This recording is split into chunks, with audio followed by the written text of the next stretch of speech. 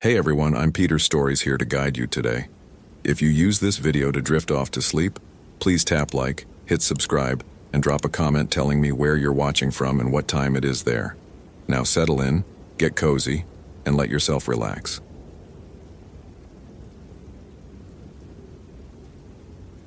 Thomas O'Brien found the first tooth at mile marker 4.3, embedded in tree bark 8 feet above the trail, still attached to a fragment of frozen gum tissue. He stood there for 11 minutes. He checked his Sunto watch twice, trying to construct a rational explanation. Mountain lion dragging prey up a tree, except mountain lions didn't climb with their kills in glacier. Bear then, except the bark showed no claw marks, and bears didn't leave single human molars wedged into living wood with surgical precision. The tissue was crystallized, frozen solid despite the late August heat that had his ranger uniform sticking to his back.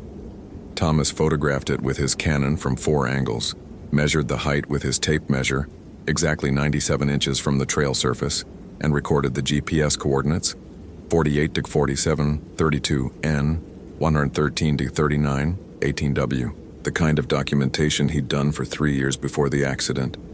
The kind of documentation he'd done for 2 years after, going through motions while his mind lived somewhere else entirely. The missing person report had come through the previous evening. Jordan Hayes, 26, solo hiker, hadn't checked in at the Many Glacier Ranger Station after completing the Iceberg Lake Trail. Vehicle still in the parking lot, tent still at the campground, phone going straight to voicemail. Standard procedure said wait 24 hours for adults. Thomas had started searching at dawn anyway. His handheld radio crackled. "O'Brien, you copy?" "Copy." He kept his voice level, professional, the way he'd trained himself to sound since coming back. "Any sign?" Rachel Valdez, the station chief, had been the one who'd approved his return to active duty. She'd also been the one who'd found him in the supply shed that day, 18 months ago, with his service weapon in his lap, and a decision unmade. Possible evidence at marker 4.3, human tooth, embedded in tree, requesting forensic team. Static filled the pause. Embedded how? Unclear. No blood, no surrounding tissue damage to the tree. Just there. Copy that. I'll contact county, continue search pattern. Thomas pocketed the radio and continued up the trail. The Iceberg Lake route climbed steadily through subalpine forest, opening to reveal views of the garden wall. When visibility cooperated. Today, clouds pressed low against the peaks, turning the sky the color of old bruises. Temperature dropping too. His thermometer read 58 degrees off, down from 72 degrees off at the trailhead. Normal for elevation gain, except the drop felt wrong, abrupt. The kind of cold that settled in bone rather than skin. At mile 5.1, he found Jordan's backpack. It sat upright in the center of the trail, positioned with careful intent. Not dropped, not abandoned, placed. Thomas circled it twice before touching anything. No drag marks in the dirt, no footprints nearby except the dozens of boot treads from previous hikers. He photographed it from every angle, then carefully opened the main compartment. Everything was there. Water bottles, still half full. Trail mix in a sealed bag. First aid kit unopened. Wilderness permit properly filled out and dated 2 days ago. And Jordan's wallet containing ID, credit card, $63 cash.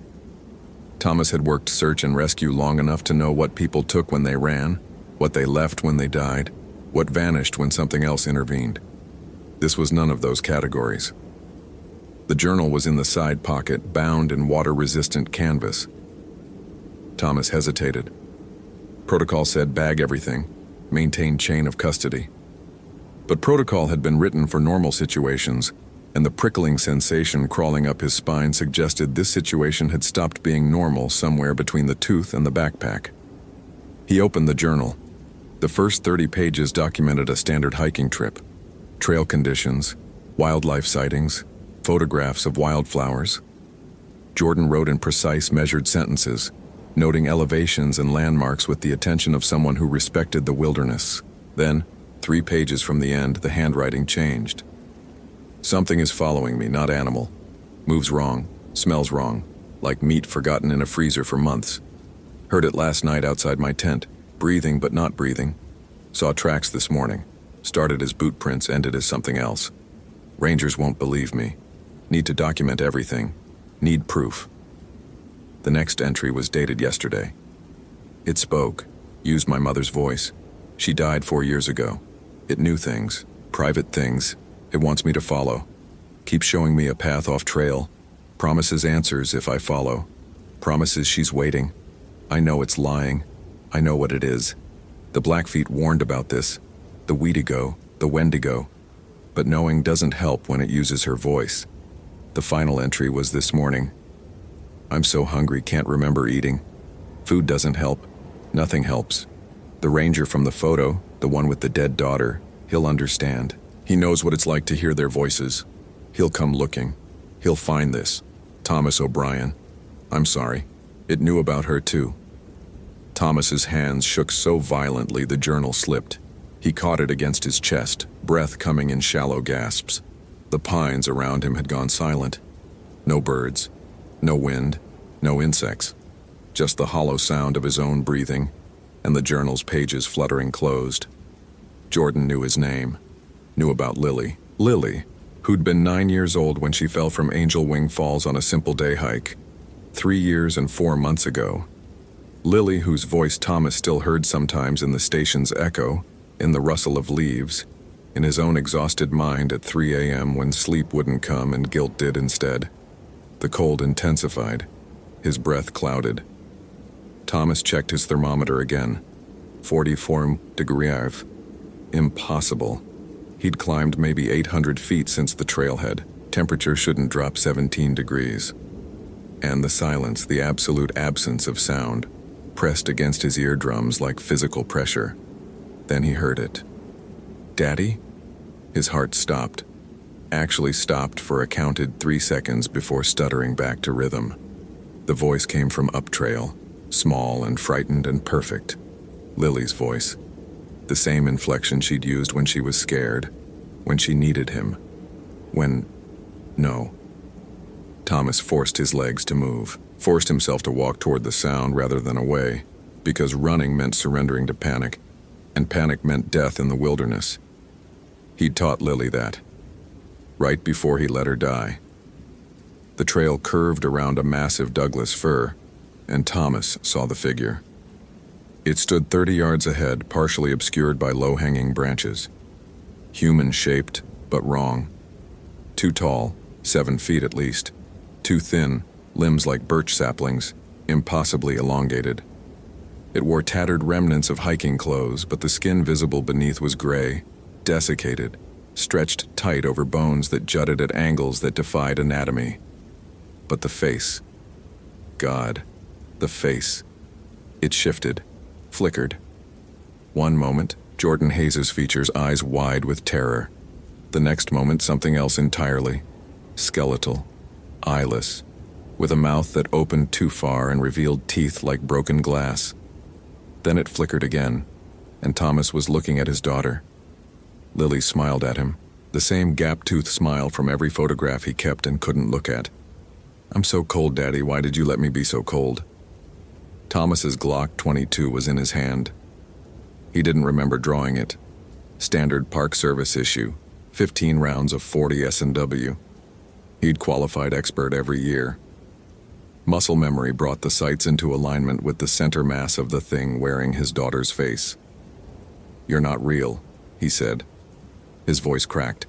You're not her. The smile widened. Wrong. I'm what she became. When you let her fall. When you were checking your radio instead of watching her. When you chose your job over your family. I'm what happens to children when their fathers fail. Every word landed like a fist. Every word was true. Thomas had been distracted. He had been on the radio. He had looked away for 15 seconds, and 15 seconds was how long it took for a 9-year-old to lose her footing, to slip, to fall 90 feet onto granite. The thing took a step forward. Its movement was fluid and jerking simultaneously, like footage skipping frames. The temperature dropped another 10 degrees. Frost formed on Thomas's beard. Join us, Lily's voice said through that stretched, impossible mouth. "We're so hungry, Daddy, we're always hungry, but you can help, you can feed us, that's what fathers do, they provide." Thomas fired. The report echoed off the mountains, sharp and immediate. The thing flinched. He saw the impact, saw it stumble, but there was no blood, no wound. It looked down at its chest, where the bullet should have torn tissue and bone, then looked back at Thomas. When it smiled again, its teeth were red, dripping something too thick to be blood. "Wrong caliber," it whispered, and its voice was no longer Lily's but something older, something that had learned human speech from screams and dying prayers. "You'll need more than bullets. You'll need to be hungry, hungrier than reason, hungrier than love. That's what I am. That's what we all become eventually." It moved. Not walking, but closing distance anyway, space folding wrong between them. Thomas fired 4 more times, the Glock bucking in his frozen hands. Each shot hit. Each shot did nothing. The thing was 10 feet away, then 5, then close enough that Thomas could smell it. Spoiled meat and freezer burn and something underneath. Something chemical and wrong, like rotting teeth and gangrenous flesh. He ran. Protocol, training, 3 years of professional wilderness experience. None of it mattered. Thomas ran the way every human runs when something deeper than consciousness screams danger.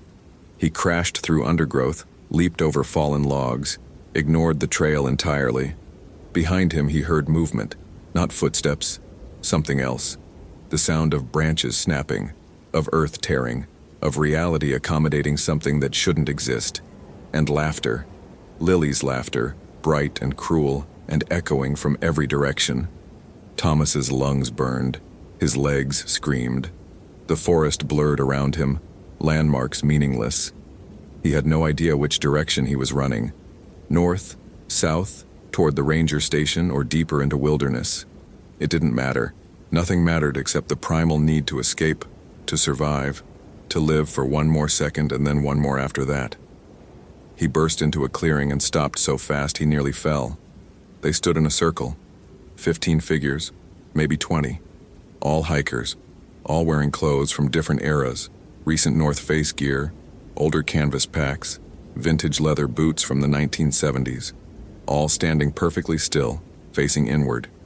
Their skin was gray, stretched tight. Their eyes were gone, replaced by darkness so absolute it seemed to pull light into itself. In the center of the circle lay Jordan Hayes. Jordan was alive, conscious, eyes wide and aware and terrified beyond anything Thomas had seen in 3 years of search and rescue. Jordan's mouth was open in a scream, but no sound emerged. And Jordan was eating, hands moving mechanically, shoving handfuls of dirt and pine needles and small rocks into a mouth that never stopped chewing, never stopped swallowing. One of the circle figures turned to Thomas. It wore a park ranger uniform from the 1980s, name tag still visible, Peterson. Thomas remembered the name from training. Ranger Charles Peterson disappeared during a winter patrol in 1987, never found, assumed dead from exposure. "Welcome," Peterson said in a voice like wind through a corpse. "You're right on time. She said you'd come. She knows you, knows what you've lost, knows what you crave." "I don't crave anything," Thomas managed. "Liar." The voice came from behind him. He spun and Lily stood there.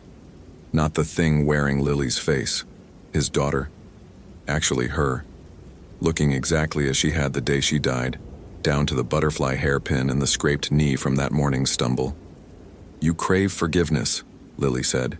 "You crave the ability to go back, to be a better father, a better man. You're so hungry for it you can't sleep, can't eat, can't live. That hunger is what makes you perfect." "I won't." "You already have." Lily pointed past him. Thomas turned. The circle had opened.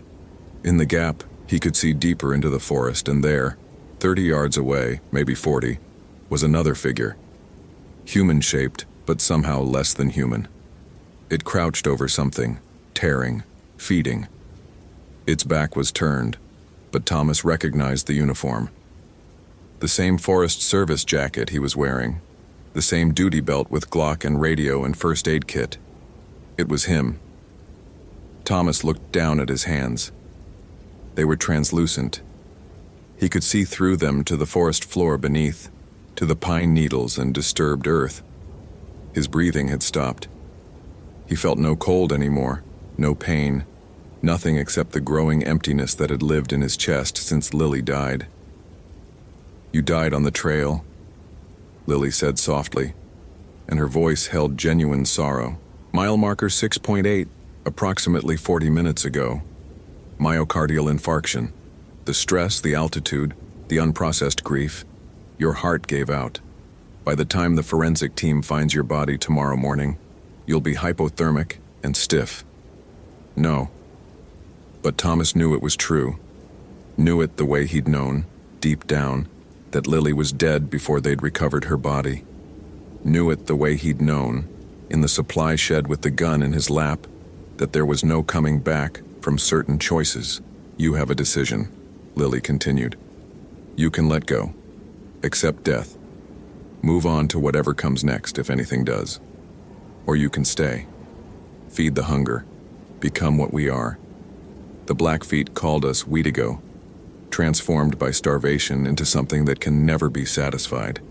We've been here for centuries.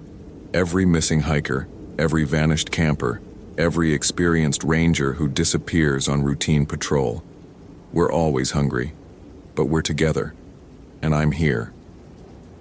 Thomas looked at his daughter, then at Jordan, still mechanically eating earth and stones, eyes reflecting an agony beyond physical pain. Then at the circle of transformed hikers, each one someone who'd made the same choice. Finally, at the figure crouched over what Thomas knew was his own corpse, wearing his face, beginning its transformation into something that would haunt these mountains until the next person came along hollow enough to join them. "You'll feel no pain," Lily promised. "You'll feel no guilt, just hunger. Just the endless need to fill the emptiness. Isn't that what you've been doing since I died anyway? Searching for something, anything to fill the hole I left." She was right. Thomas had spent 3 years trying to fill that void, with work, with isolation, with the fantasy of redemption through saving others he couldn't save his own daughter. None of it had worked. The emptiness had only grown, consuming everything until he was just a shell moving through routines, waiting for permission to stop. "Let me show you," Lily said, reaching out her hand. "Let me show you what it's like not to hurt anymore." Thomas looked at her hand. Small and pale and perfect. The same hand that had held his while crossing streets, while learning to ride a bike, while falling asleep during camping trips before everything went wrong. He thought about the cold, the endless, absolute cold he'd felt since she died. The way warmth had become a memory rather than a sensation, until even summer sunshine felt distant and theoretical.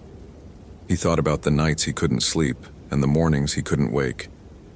He thought about the supply shed and the decision unmade and the weight of surviving when survival felt like punishment. He thought about Jordan Hayes, who'd come to these mountains seeking adventure and found only hunger. About the hikers in the circle, each one someone who'd loved something enough to be vulnerable, who'd lost something important enough to break them. About Ranger Peterson, who'd probably had a family, who'd probably died trying to do his job well. Thomas thought about the tooth embedded in tree bark 8 feet up and wondered whose mouth it had come from and how long they'd been screaming before it came loose. "No," he said. Lily's face fell. For a moment, just one heartbeat, she looked like his daughter again, small and scared and needing him. Then her features shifted, hardened, became something ancient and patient and utterly inhuman. "You'll change your mind," she said. "Everyone does eventually.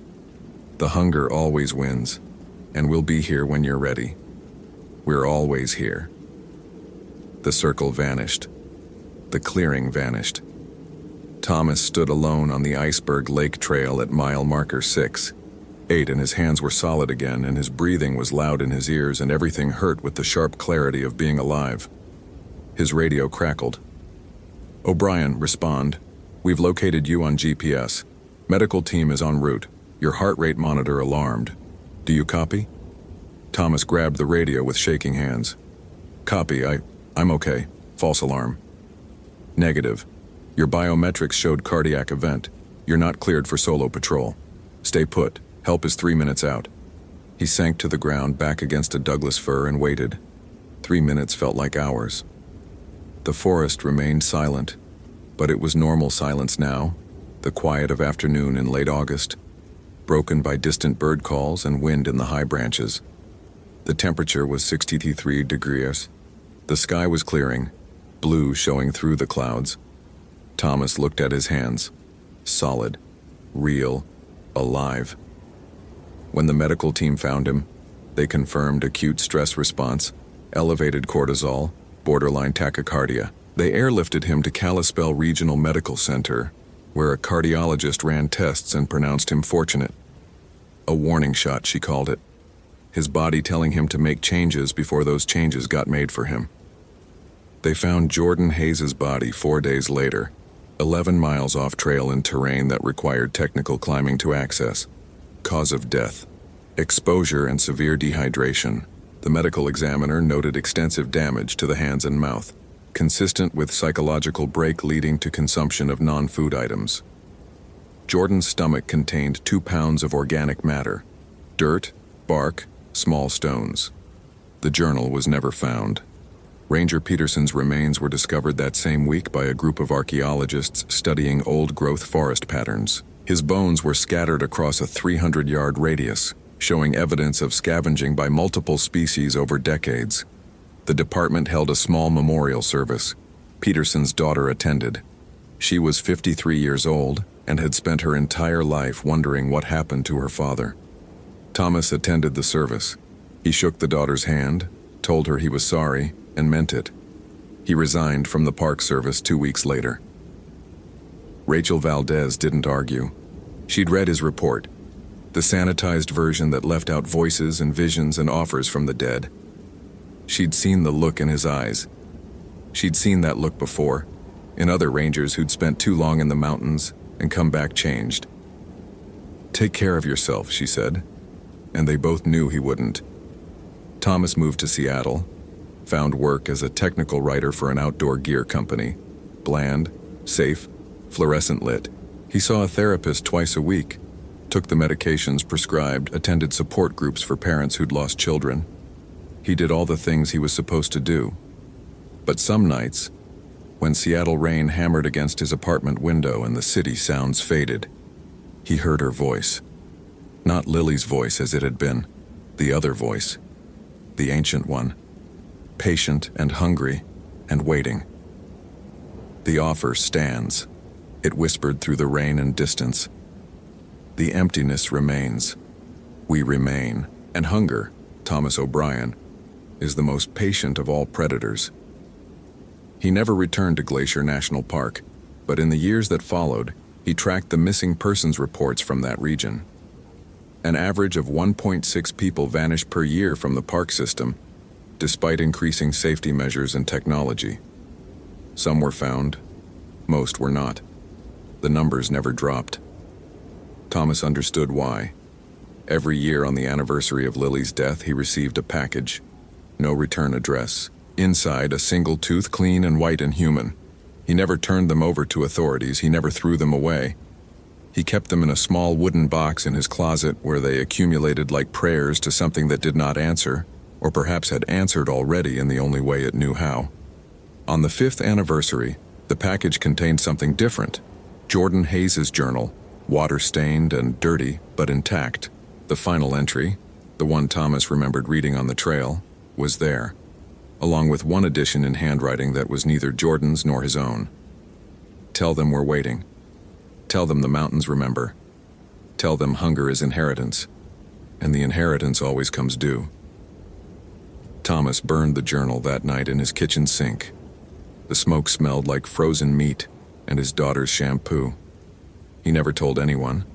Some hungers, he learned, were best left unspoken. Some voids were warnings rather than destinations. And some mountains held appetites that predated human language, that would outlast human memory, that fed on the spaces between what we are and what we fear becoming. Thomas O'Brien lived another 43 years. He never married again, never had more children, never returned to the wilderness. When he died, peacefully in his sleep at the age of 74. The nurses noted that his final words were unclear, something about being hungry, about waiting, about mountains and cold. His body was cremated per his wishes. The ashes were scattered at sea rather than in any national forest. Some boundaries his will specified should not be crossed twice, but in Glacier National Park, the disappearances continued. And on certain nights when the temperature dropped suddenly and the wind carried voices that sounded almost human, hikers still reported seeing figures between the trees, tall and thin and impossibly hungry, wearing faces that belonged to someone they loved, offering promises that sounded almost like home. The mountains remembered. The mountains always remembered. And deep in the forests where the trails ended and the wilderness began, 23 figures stood in a circle, waiting. They wore clothes from different decades, carried gear from different eras, spoke in voices that belonged to other people's memories. And at their center, where new arrivals were welcomed and transformed, the hunger never diminished. It only grew. Hope you felt genuine terror. If you appreciate authentic horror rooted in real folklore, consider following for more stories. Which moment scared you most? Share your theory about what happened.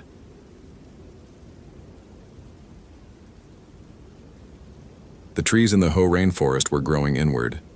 Jennifer Nakamura had noticed it 3 days ago, but told herself it was exhaustion, the kind that came from working back-to-back shifts during peak season. Park rangers weren't supposed to see patterns that didn't exist. They were supposed to be rational, grounded, the voice of reason when hikers panicked over shadows, or city people mistook elk calls for something sinister. But now, standing at the trailhead of the Hoh River Trail, where it disappeared into the temperate rainforest, Jennifer couldn't deny what her gut had been screaming since Tuesday. The old-growth Sitka spruces were bending toward something, their massive branches reaching inward like fingers curling around a secret. She pressed her palm against the rough bark of the nearest giant, feeling the dampness that never quite left these woods. The tree was over 300 years old, had weathered storms that would have leveled younger forests, and now it grew wrong. Not diseased, not dying, wrong. The branch structure defied the phototropism every ranger learned in basic forestry training. Trees grew toward light, always. But here in this section of trail between mile markers 4 and 7, they grew toward the darkness at the forest's heart.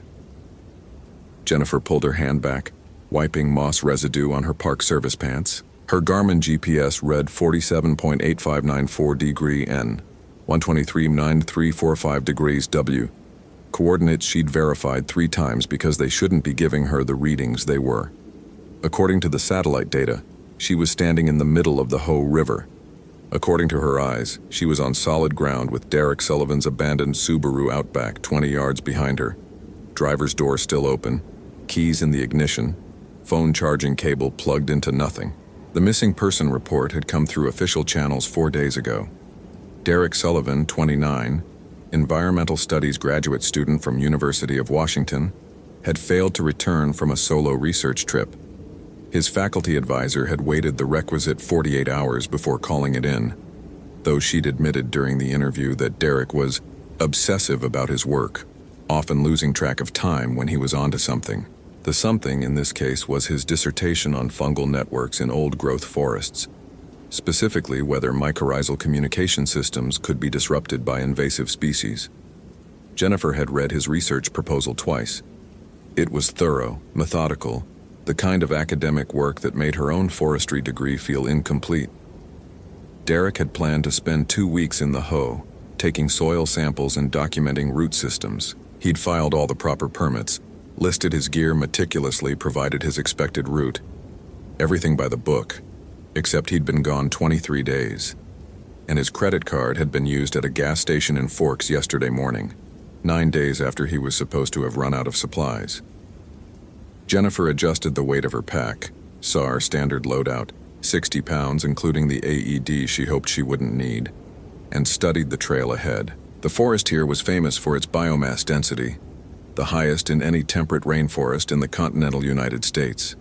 Moss draped everything in layers of green so thick you could mistake the color for something solid. In summer, which was barely holding on in late September 2018, The light filtered through in shafts that tourists paid thousands to photograph. But now, with autumn settling heavy and early, the light seemed to stop at the canopy, unable or unwilling to penetrate further. She'd started seeing it in her peripheral vision on her third day at Olympic. Little movements that vanished when she turned her head. Shapes in the moss that looked almost like faces. The other rangers joked about forest madness, the psychological weight of working in deep wilderness. But Jennifer had grown up in the Cascade foothills. She knew the difference between imagination and intuition. This was intuition screaming. Her radio crackled, not with voice, but with static that sounded almost rhythmic. She pulled it from her belt, checked the frequency. Channel 1, Park Service Standard. The static continued, rising and falling like breath. Jennifer switched to Channel 9, the emergency frequency. Same static. She was about to try Channel 3 when she realized what was wrong. The static was coming from in front of her, not from the radio. It was coming from the forest. She clicked off the radio and listened. Wind moved through the canopy, but it shouldn't have sounded like that. Like air moving through a throat too narrow, through something that was trying to speak, but had forgotten the shape of words. Jennifer's breath formed a small cloud in front of her face. She checked her watch. 2:47 p.m., temperature reading 52 degrees Fahrenheit. Her breath shouldn't be visible. The cold settled into her bones with a wrongness that transcended weather. It felt intentional, like the forest was exhaling ice directly into her lungs. Jennifer had experienced hypothermia once during a winter rescue, knew the progression of symptoms: shivering, confusion, loss of coordination. This wasn't that. This was her body recognizing something her mind refused to accept. She pulled out Derek's file again, studying his planned route. He'd intended to camp at Olympus Guard Station the first night, then work his way up to Elk Lake, documenting soil samples every half mile. Standard field research. His last known communication had been a text to his advisor. Found something. Network patterns don't match any published data. Need more time. That text had been sent at 11:43 p.m., 17 days ago, from coordinates that placed him approximately 6 miles up the trail, right about where the forest started growing wrong. Jennifer had insisted on going in alone. Protocol suggested a 2-person team for search and rescue, but the other rangers were stretched thin with a rescue operation on Hurricane Ridge, and she'd argued that this was still technically a wellness check. Derek's car was here. His gear was presumably with him, and there was no immediate evidence of foul play. Just a graduate student who'd gotten too absorbed in his research and lost track of time. She'd believed that story until she'd seen the trees. Now, stepping onto the trail, Jennifer felt the forest close around her with an intimacy that bordered on hostile. The Hoh River Trail was one of the most popular in Olympic, typically crowded with day hikers and backpackers. But today, in the failing light of late afternoon, she was alone. Completely alone in a way that suggested the solitude was being enforced. The trail wound through groves of maple and alder before opening into the cathedral-like groves of old-growth Sitka spruce. Nurse logs, fallen giants decomposing back into the ecosystem, supported younger trees in neat rows, creating living colonnades. Jennifer had always loved this trail for its sense of deep time, the way it made human concerns feel small and temporary. But now, passing beneath trees that had been seedlings when Lewis and Clark crossed the continent, she felt the weight of that time differently. It wasn't peaceful. It was patient. She'd walked maybe half a mile when she saw the first carving. It was crude, hacked into the bark of a hemlock with something sharp but not properly maintained.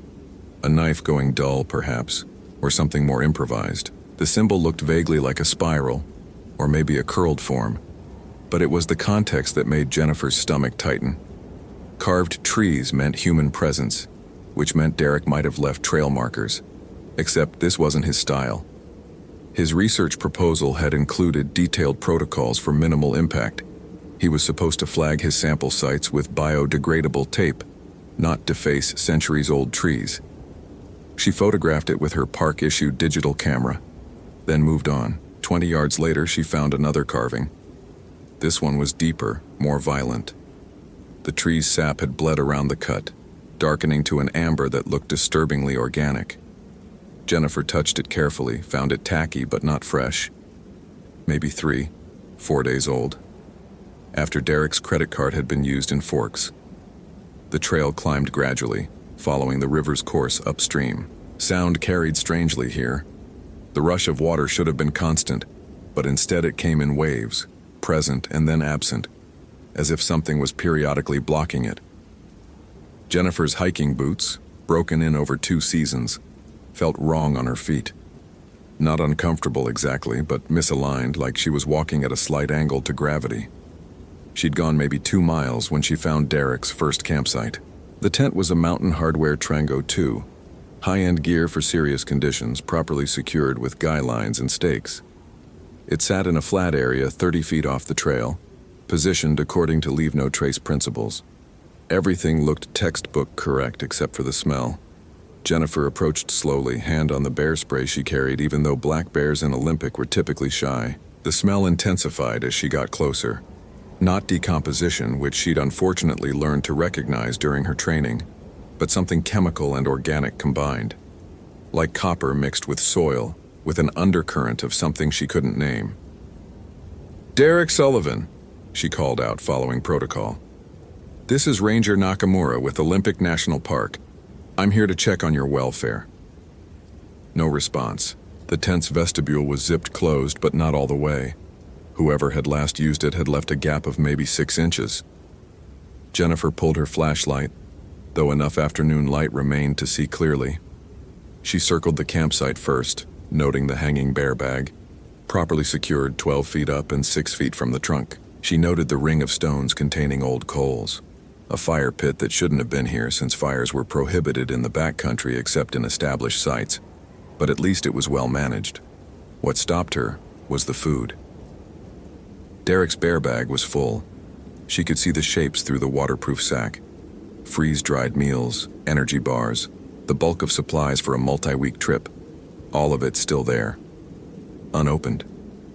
Jennifer's hands began to shake. She'd done enough rescues to know what this meant. The implications that came with finding a missing person's food cache intact. Either Derek had resupplied, unlikely, given the logistics, or he hadn't been eating. And if he hadn't been eating for days, possibly weeks, then what she'd find in that tent. She forced herself to approach, unzipping the vestibule fully. The smell hit harder, that copper soil scent mixed with something else, something that made her sinuses ache. The tent's interior was organized with the same meticulous care as the campsite. Sleeping bag rolled precisely, research materials arranged in waterproof containers, a headlamp hanging from the tent's peak. And on the floor, arranged in a pattern that made Jennifer's vision blur, 7 small piles of earth. Each pile was identical in size, maybe a cup's worth, arranged in a circle around the tent's center. And in the middle of that circle, Derek's field notebook lay open, pages covered in handwriting that started neat and devolved into something increasingly frantic. Jennifer picked it up carefully, turning to the last entry. September 19th, 2018. Day 12. The root systems are conscious, not metaphorically, not in the networked intelligence sense we discuss academically. Conscious. I can hear them. They've been talking for longer than humans have had language, and they're saying something specific about hunger, about what happens when organic matter stops being separate and starts being one thing that needs. The fungal networks aren't communicating between trees, they're translating. Something underneath is speaking, and the mycorrhizae are just interpreters. I shouldn't be able to hear it. Humans aren't meant to be part of that network, but I can taste it now at the back of my throat. That mineral darkness, like swallowing soil, except the soil is trying to swallow back. I haven't eaten in 4 days. Not because there's no food, because eating feels wrong. Like it would be disrespectful to the hunger that's showing itself to me. That sounds insane. I know that sounds insane. But I'm taking samples of my own saliva now, and under the microscope, there are structures that don't match any biological database. They're geometric, perfect spirals at the cellular level. The carvings help. Each one is a marker, not of where I've been, but of where it's been, following me, matching my pace. The Algonquian peoples had a word for it, though I can't remember which specific nation. A spirit of winter and starvation. But that's not quite right. This isn't a spirit, it's a condition. A state of being that spreads like mycelium. I should leave. I know I should leave. But I'm close to understanding, so close to hearing what it's really saying underneath all that root whisper. And if I can just... The entry ended mid-sentence, pen trailing off into a line that ran to the page's edge. Jennifer flipped to the next page, found only one word written over and over in increasingly erratic handwriting. Hungry, hungry, hungry, hungry, hungry. She dropped the notebook. Her breath came faster now, that visible cloud of cold forming with each exhale even though she was inside a tent, sheltered from wind. The 7 piles of earth sat undisturbed in their circle. Jennifer knelt carefully, examining them without touching. The soil looked normal, dark, rich, the kind of forest loam that made Olympic's ecosystem so productive. But arranged like this, deliberately, it felt like evidence of something. A ritual, a test, a message. She needed to radio this in. Missing person, possible psychological breakdown, evidence of what? Disordered thinking? Something worse? Jennifer reached for her radio and found dead air. Not static this time, just nothing. The LCD display showed full battery, correct frequency, but when she called in, her voice vanished into silence like the forest was swallowing sound. The temperature dropped another 10 degrees in the span of a breath. Jennifer scrambled out of the tent, needing space, needing air that didn't taste like minerals and copper. The forest had darkened while she'd been inside, afternoon fading into a dusk that felt premature. She checked her watch. 3:22 p.m. Sunset wasn't for another 3 hours, but the shadows were wrong, stretching toward the tent instead of away from the declining sun. And in those shadows, Jennifer saw movement. Not animals, not wind-blown branches, shapes that moved with purpose, circling the campsite at a distance that suggested intelligence. Watching, waiting for something. Her training kicked in through the fear. Document the scene, secure the area, attempt to track the missing person. Jennifer pulled out her camera, photographing the tent, the untouched food, the notebook's disturbing entries. Each photo felt like a small act of resistance against the wrongness pressing in from all sides. She was reviewing the images on the camera's display when she noticed something in the background of one shot. A figure standing between 2 Sitka spruces, maybe 50 yards up trail. Tall, impossibly thin, with proportions that didn't quite resolve into human geometry. It was there in frame 047, but absent in frame 048. Which she'd taken less than 3 seconds later. Jennifer's mouth went dry. She scrolled through the images again, found the figure in 3 other photos, each time in a different position, but always that same skeletal silhouette, always just visible enough to register but not to define. She'd seen this before. Not in person, but in the accounts she'd read during training. The stories rangers told each other late at night when the conversation turned to the incidents that didn't make official reports. Missing hikers who turned up miles from their last known positions with no memory of the intervening time. Experienced outdoors people found dead from hypothermia in summer. And always, always that note of hunger.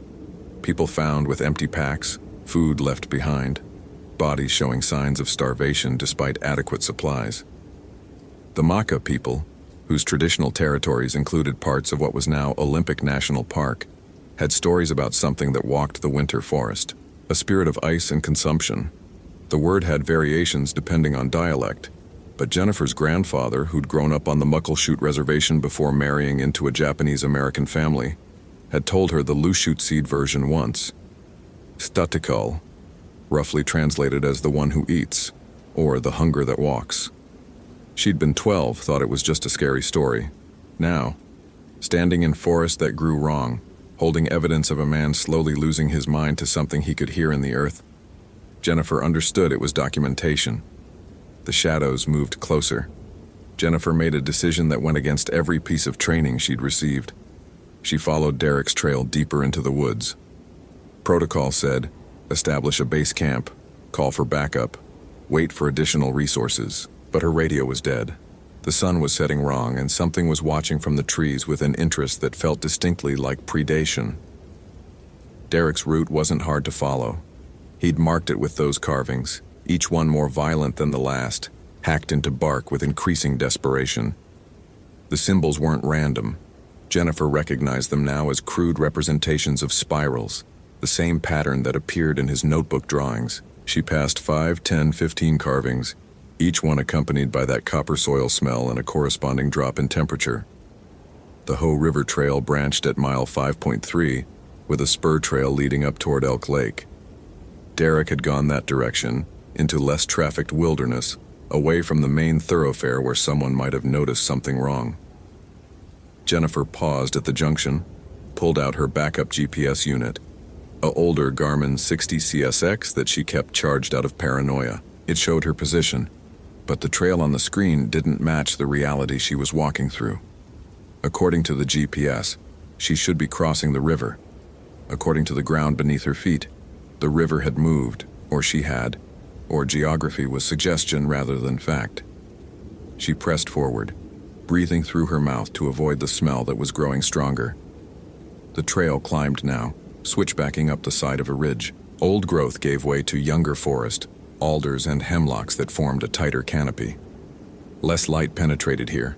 Less everything, actually. No birds, no insects, no ambient sound of forest life. Just that wind through a throat sound, closer now, almost directly ahead. Jennifer found Derek's second camp just after 4 p.m., though the darkness suggested midnight. This site was less organized than the first. The tent stood, but one side sagged where a pole had been removed and driven into the ground nearby, its end sharpened to a crude point. Around this makeshift stake, Derek had arranged stones in another spiral pattern, and in the center of that spiral, Jennifer saw bones. Small bones. Rodent, probably. Maybe squirrel or rabbit. Cleaned completely, white against dark earth, arranged with the same meticulous care that Derek had applied to his research materials. But arranged like what? A ward? An offering? A surrender? Jennifer circled the site slowly, documenting with photos that she wasn't sure would ever be seen. The bones radiated from the stake in neat lines like spokes on a wheel. Between those spokes, more piles of earth. Not 7 this time, but dozens, each one precisely placed.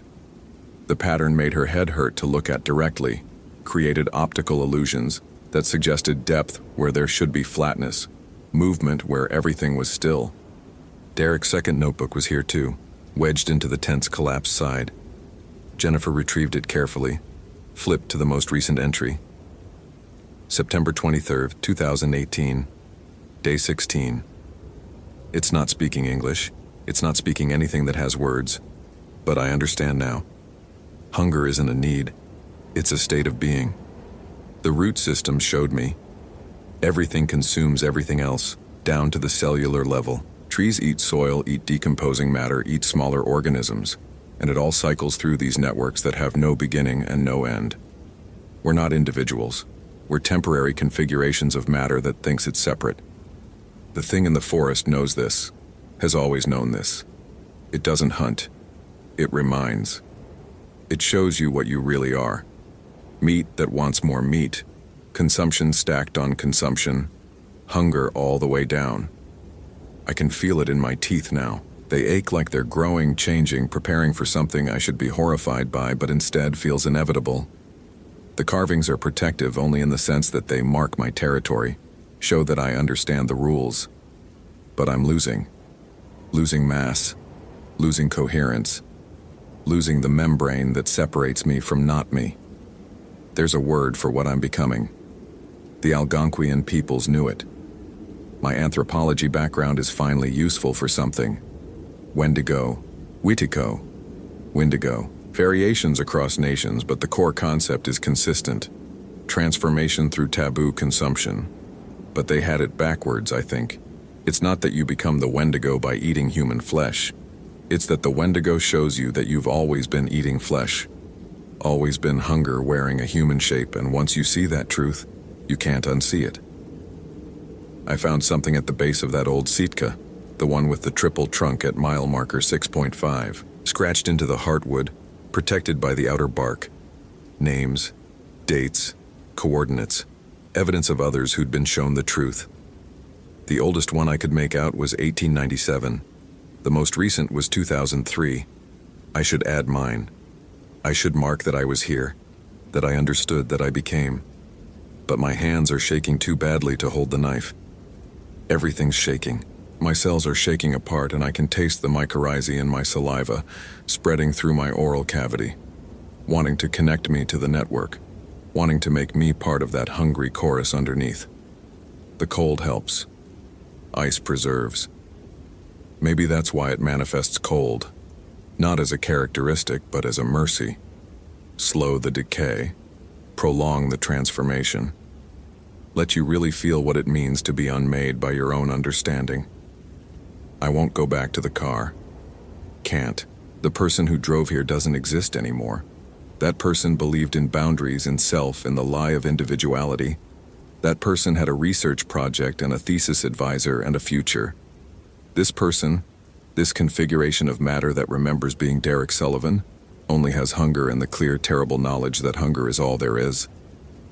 The entry ended there, but someone had added a final line later, in handwriting so degraded it was barely legible. It's beautiful, actually. Being eaten by truth.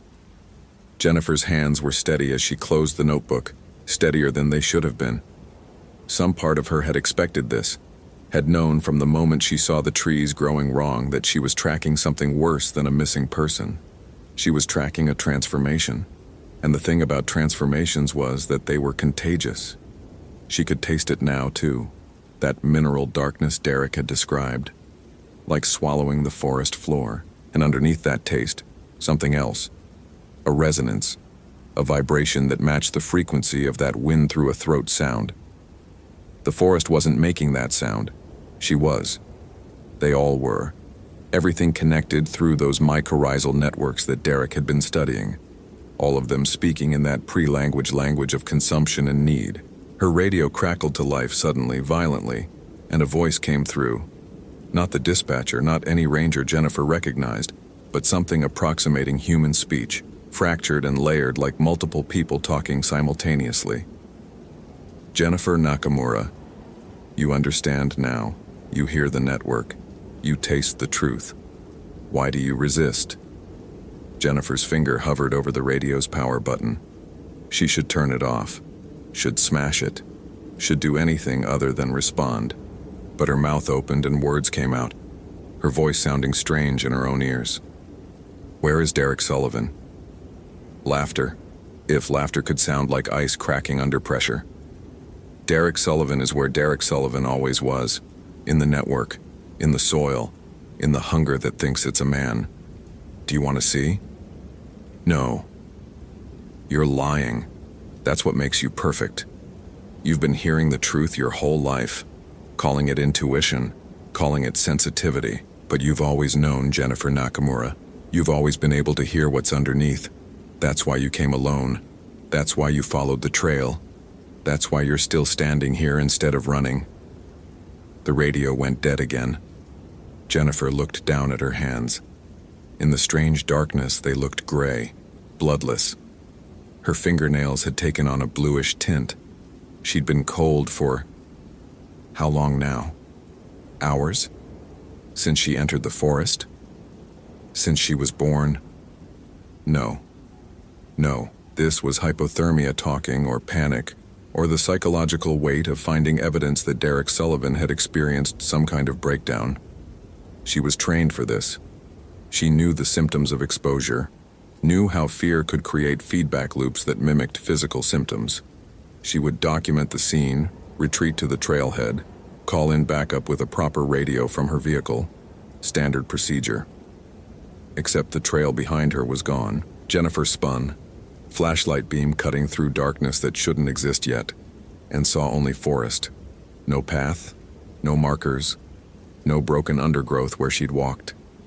The trees stood close and indifferent, their trunks forming a wall that her light couldn't penetrate. The Hoh River Trail, one of the most maintained routes in Olympic National Park, had simply ceased to exist. Or she had stepped off of it, stepped into something else. Fuck. Jennifer whispered, and the forest swallowed the word before it could echo. She pulled out both GPS units. The park issue one showed her position as unchanged, 47.8736 degree Wen, 123.99501 W, elevation 892 feet. The backup unit showed different coordinates entirely, 47.8736 degrees N, 123.9501 degree W, elevation 2,247 feet. Same latitude and longitude, impossible elevation difference. She was simultaneously in two places, or one place that had two altitudes, or the numbers meant nothing because geography was breaking down around her. Jennifer forced herself to think clinically. She had shelter, Derek's tent, if she could bring herself to sleep in it. She had food, her own supplies since Derek's remained untouched and she wasn't desperate enough to touch them yet. She had water filtration and fire-starting materials. She could survive the night, wait for dawn, let her training overcome whatever psychological cascade she was experiencing. But she wouldn't. She knew she wouldn't. Because the hunger was growing, that mineral taste flooding her mouth, and with it came understanding that felt like memory. She'd been here before. Not physically, but mythologically. This was the place where rangers disappeared, where hikers walked off trails and were found weeks later with no memory of the intervening time, where the forest consumed people not through violence but through revelation. A branch snapped behind her. Jennifer turned, flashlight beam catching something between the trees. A figure, human-shaped but wrong in its proportions. Too tall, too thin, joints bending in places that shouldn't articulate. It stood perfectly still, and in the flashlight's beam, Jennifer could see its face, Derek Sullivan's face, or what was left of it. The skin had gone gray-blue, pulled tight over bones that had elongated, jaw stretching forward into something canine, predatory. Eyes too large, sclera darkened to match the pupils, reflecting light like an animal's. He wore his expedition clothes still, but they hung loose on a frame that had burned through fat and muscle and was now working on something more fundamental. "I tried to warn you," Derek said, and his voice was the voice from the radio, layered, plural, like he was speaking through a chorus of throats. "In the notebook, in the carvings. But warning is impossible because the truth isn't something you can be warned about. It's something you're shown." Jennifer's hand found the bear spray on her belt. "Derek, you need medical attention. You're experiencing a crisis. I can help you get out of here." Derek laughed, and the sound was genuine amusement. "There is no out of here, Jennifer. There's only deeper in. You felt it the moment you entered the forest. The trees growing wrong, the cold that doesn't come from weather, the taste in your mouth that you're trying so hard to deny." He took a step forward, and his movement was smooth despite the wrongness of his body. "Do you know what I learned studying fungal networks? They're not individuals. A single organism can span miles, can live for centuries, can connect thousands of trees into one coherent system. We think of them as networks, as communication systems, but that's human projection. They're not communicating. They're being. One thing that looks like many things." Another step. Jennifer's thumb found the safety on the bear spray. "The Wendigo is like that," Derek continued. "Not a creature, not a spirit, a state of being, a recognition that all this—" He gestured at his transformed body, at the forest around them, at Jennifer herself. "Is one hungry system consuming itself endlessly. Trees eating soil, eating decomposing matter, eating living matter, eating trees. No separation, no individuality. Just hunger recognizing itself across different configurations of matter." "That's not real," Jennifer said, but her voice cracked. "That's your mind breaking down under stress, creating narrative to explain a crisis. You need food, you need warmth, you need help." "I needed truth," Derek corrected. "And I got it. And now you're getting it too. Can you taste it yet, Jennifer? Really taste it? The soil and copper and that underneath thing that's older than words?" She could. God help her, she could. "The indigenous peoples knew," Derek said. "That's why they had prohibitions against cannibalism, why the Wendigo concept appears across so many Algonquian nations. Not because eating human flesh was uniquely evil, but because it was too honest. It made the truth undeniable. We're meat. We've always been meat, and meat eats meat, and that's all there is. He was close now, close enough that Jennifer could smell him. That same copper soil smell, but stronger, with undertones of something chemical and wrong. His breath formed clouds that didn't dissipate but hung in the air like fog. "I can show you," Derek said softly. "I can make you understand the way I understand. All you have to do is stop resisting. Stop pretending you're separate. Let the network in." Jennifer triggered the bear spray. The capsaicin stream hit Derek full in the face. Should have sent him reeling.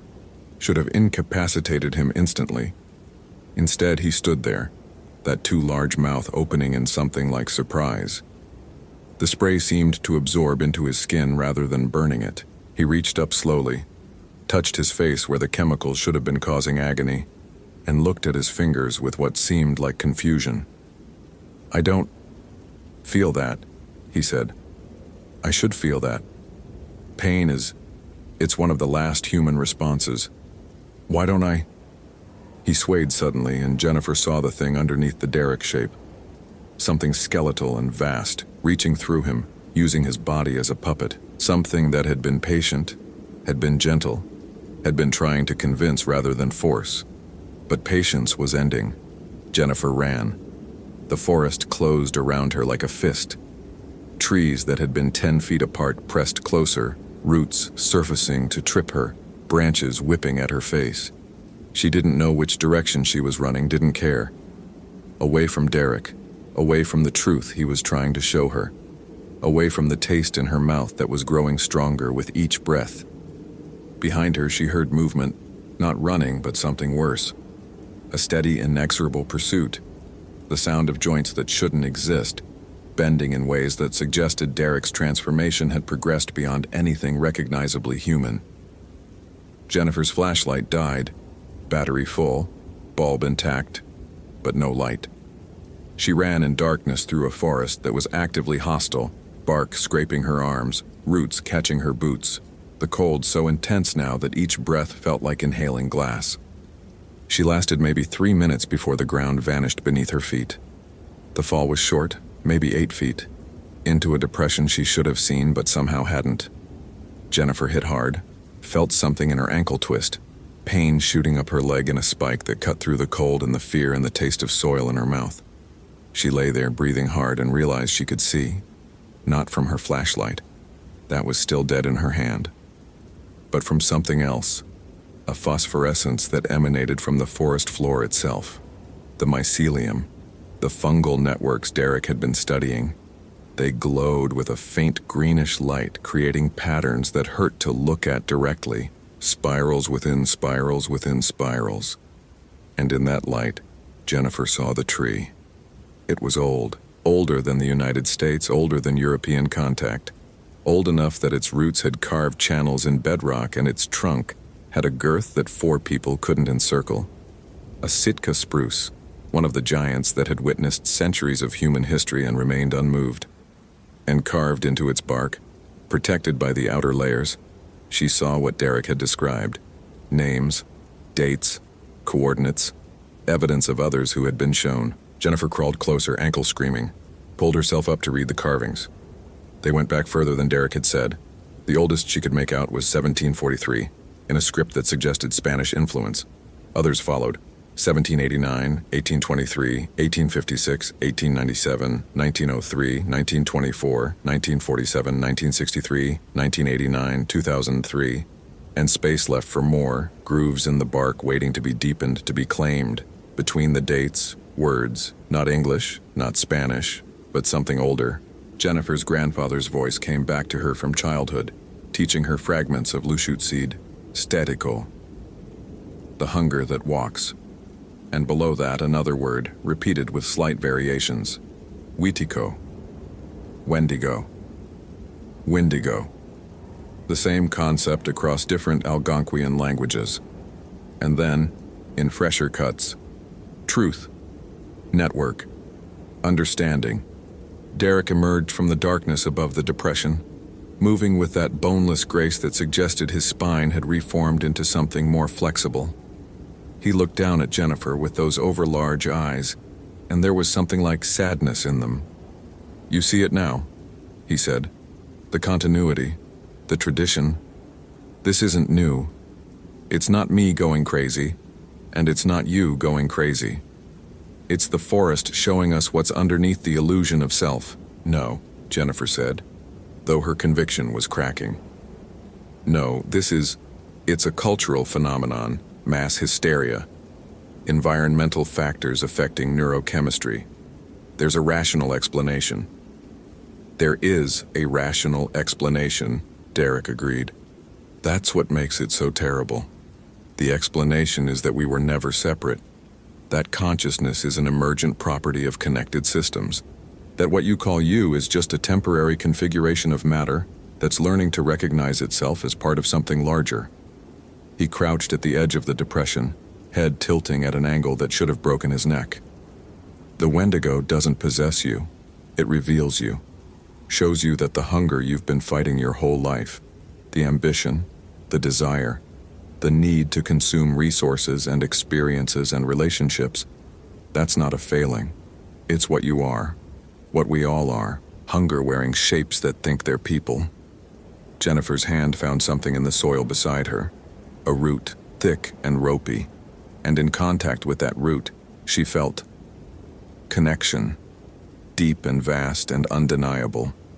The mycorrhizal network Derek had been studying, but not as an external phenomenon, as an experience. She could feel the trees around her, feel their slow hydraulic circulation, feel the way they drew nutrients up from soil and light down from sun, and exhaled oxygen that other organisms breathed.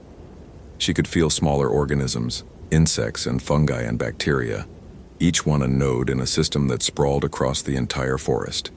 And underneath all of it, older than the trees, older than the soil, she felt something that watched and waited and remembered. The Wendigo, the network, the truth. "I can stop this," Jennifer whispered. "I can let go, You can't let go," Derek said gently. "Because you were never holding on. That's what I'm trying to show you. The self you're defending doesn't exist. It never existed. You're a voice the network uses to experience walking upright. And once you understand that, really understand it, the transformation is inevitable." Jennifer's ankle throbbed. Her hands were shaking. The phosphorescent mycelium glowed brighter, patterns intensifying until she could see the mathematics underneath. Fractal geometries that repeated at every scale from the cellular to the forest-wide. Beautiful, terrible, true. "I'm not," she started, but her voice faltered. What was she going to say? That she wasn't listening? She was. That she wasn't changing? She was. That she wasn't beginning to understand? She'd understood from the moment she saw the trees growing inward.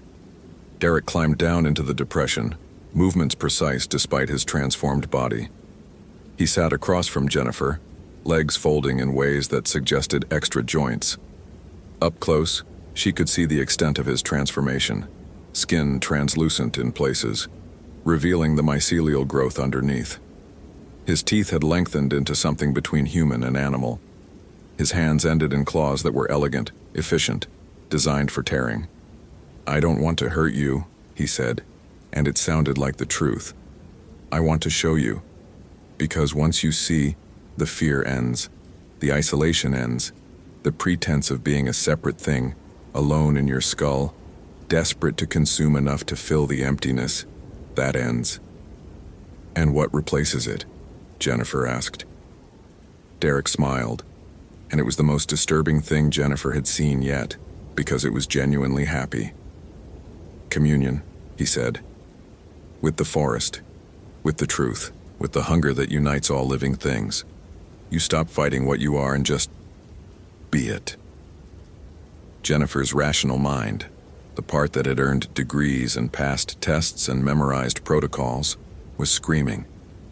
This was a shared delusion. This was environmental toxicity. This was anything other than what it appeared to be. But her intuition, That sensitivity she'd spent her whole life trying to rationalize knew better. This was real. And Derek was right. "What happened to the others?" Jennifer asked, gesturing at the tree with its carved names. "The ones who understood. Where did they go?" "We're still here," Derek said. "In the forest, in the network. The bodies are gone, consumed, recycled, returned to the system. But the understanding remains. Mycelial memory. The forest remembers everyone who became part of it." "That's death," Jennifer said. "That's transformation," Derek corrected. "Death implies ending. This is continuation, just in a form that's more honest about what it always was." Jennifer's radio crackled again, that layered voice returning. "Jennifer Nakamura, you've felt the network. You've heard the truth. You can still choose. Walk back to your car. Forget this happened. Pretend you never found Derek Sullivan, never felt the connection, never understood. The forest will let you leave. But you'll carry this knowledge forever. You'll taste soil in your mouth every time you eat. You'll hear the underneath voice every time you're alone. You'll know what you really are, and you'll have to pretend you don't." The radio went silent. Derek stood, offered his transformed hand to Jennifer. "Or you can stay. Let the transformation complete. Become what you've always been underneath the human pretense. It's not painless, but it's true." Jennifer looked at his hand, those elegant claws, that skin translucent with mycelial growth. She looked at the tree with its carved names, its record of others who had been shown. She looked at the forest around her, glowing with that phosphorescent light, revealing the vast, interconnected system that lay beneath what humans called wilderness. And she felt the taste in her mouth intensify, that mineral darkness that was spreading from her tongue to her throat to her stomach. The cold that wasn't weather but transformation, slowing her metabolism, preparing her body for something that required less heat. The way her senses were sharpening, not into human ranges but into something else. She could feel the root systems beneath her, could sense the slow pulse of nutrient exchange, could hear the chemical signals trees use to communicate danger. She was changing. Had been changing since she entered the forest. Maybe longer. Maybe her whole life. Jennifer didn't take Derek's hand. Instead, she used the tree to pull herself upright, putting weight gingerly on her injured ankle. It hurt, but less than it should have. Pain was becoming abstract, just another signal in a network of signals. "I need to think," she said. Derek nodded. "Take your time. The forest is patient. It's been patient for millennia. A few more hours won't matter." He retreated into the darkness, body moving like water, leaving Jennifer alone with the glowing mycelium and the carved names and the taste of truth in her mouth. She had a decision to make. Walk out, if she even could find the trail again, and live with the knowledge that Derek was right, that the self she'd defended her whole life was an illusion, that she was just one voice in a vast hungry chorus that spanned the entire forest and possibly beyond. Or stay, transform, become whatever Derek had become, whatever all those other names on the tree had become. Jennifer pulled out her camera, looked at the photos she'd taken. They showed the evidence clearly. Derek's campsites, his notebooks, the carvings. But they also showed something else in the background. Those figures, those skeletal shapes, always watching, always waiting. She counted them. 17 distinct figures across all the photos. 17 names carved into the tree. The evidence had been there all along. Everyone who'd ever understood was still here, still part of the forest, still hungry. Jennifer's hands moved without conscious decision, pulling out her knife. The blade was sharp. She kept all her gear maintained, one of those habits from training that persisted through crisis. She approached the tree, found a space below Derek's entry from 2018, and began to carve. The knife bit into bark, revealing the pale wood underneath. She carved carefully, precisely, using the skills her grandfather had taught her as a child, making marks that would last. The date, September 29th, 2018. And below that, her name in careful letters, Jennifer Nakamura. And then, because truth required it, one more word in Lushut seed, the language her grandfather had tried so hard to keep alive. Stetikal, the hunger that walks. She was still carving when Derek returned, bringing others. 17 figures emerging from the darkness, each one transformed in their own way.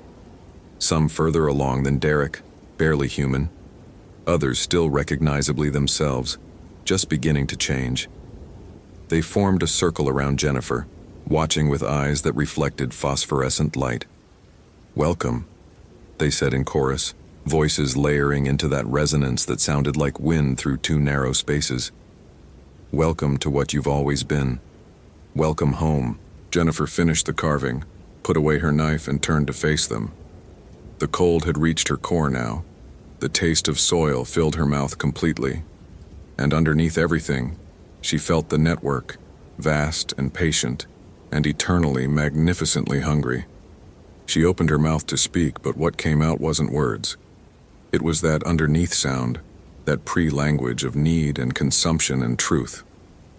The forest answered in kind, mycelium glowing brighter, trees creaking as they bent further inward, closing the circle.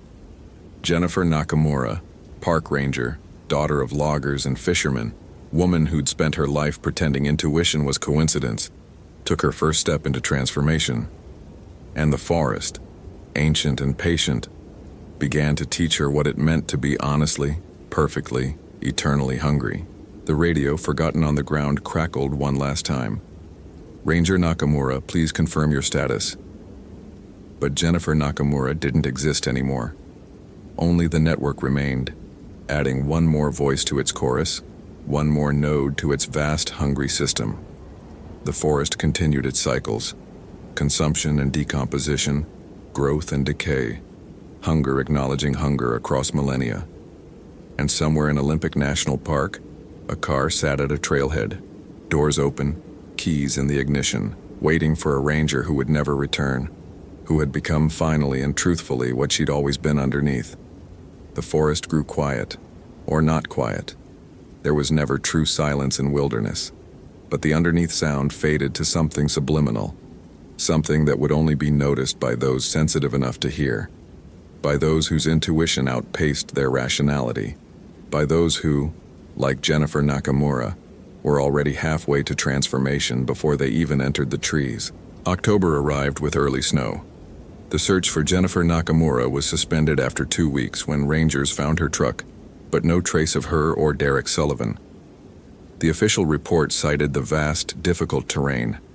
The unofficial conversations acknowledged that Olympic had always been a place where people disappeared. The Hoh River Trail remained open.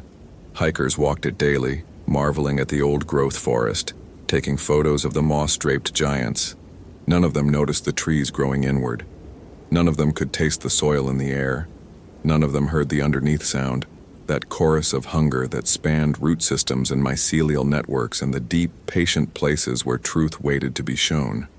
And at mile marker 6.5, on a tree that had witnessed centuries of human drama, new grooves waited to be carved. New names waited to be added. The forest was always patient, always welcoming, always ready to show those sensitive enough to see what they really were underneath the pretense of self. Statical, the hunger that walks. It was there before the first humans crossed the Bering Land Bridge. It would be there after the last human disappeared from the continent. Patient, eternal, true, a state of being that transcended the temporary configurations of matter that called themselves individuals. And somewhere in that network, something that remembered being Jennifer Nakamura, whispered into the soil, into the roots, into the vast hungry system. Come deeper, understand, become. The forest listened. The forest always listened. And every so often someone sensitive enough would hear that whisper and follow it into the trees, into the truth, into the hunger that united all living things. The forest grew inward, branches reaching toward dark secrets. And in that darkness, something ancient and patient continued its work, showing truth to those ready to see. One transformation at a time, one voice added to the chorus. Forever. Hope you felt genuine terror. If you appreciate authentic horror rooted in real folklore, consider following for more stories. Which moment scared you most? Share your theory about what happened.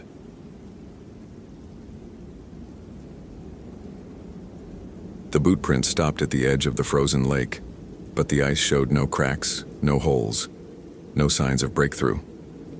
Daniel Kowalski crouched in the snow, his breath forming clouds in the November air, and tried to apply logic to something that had no logical answer.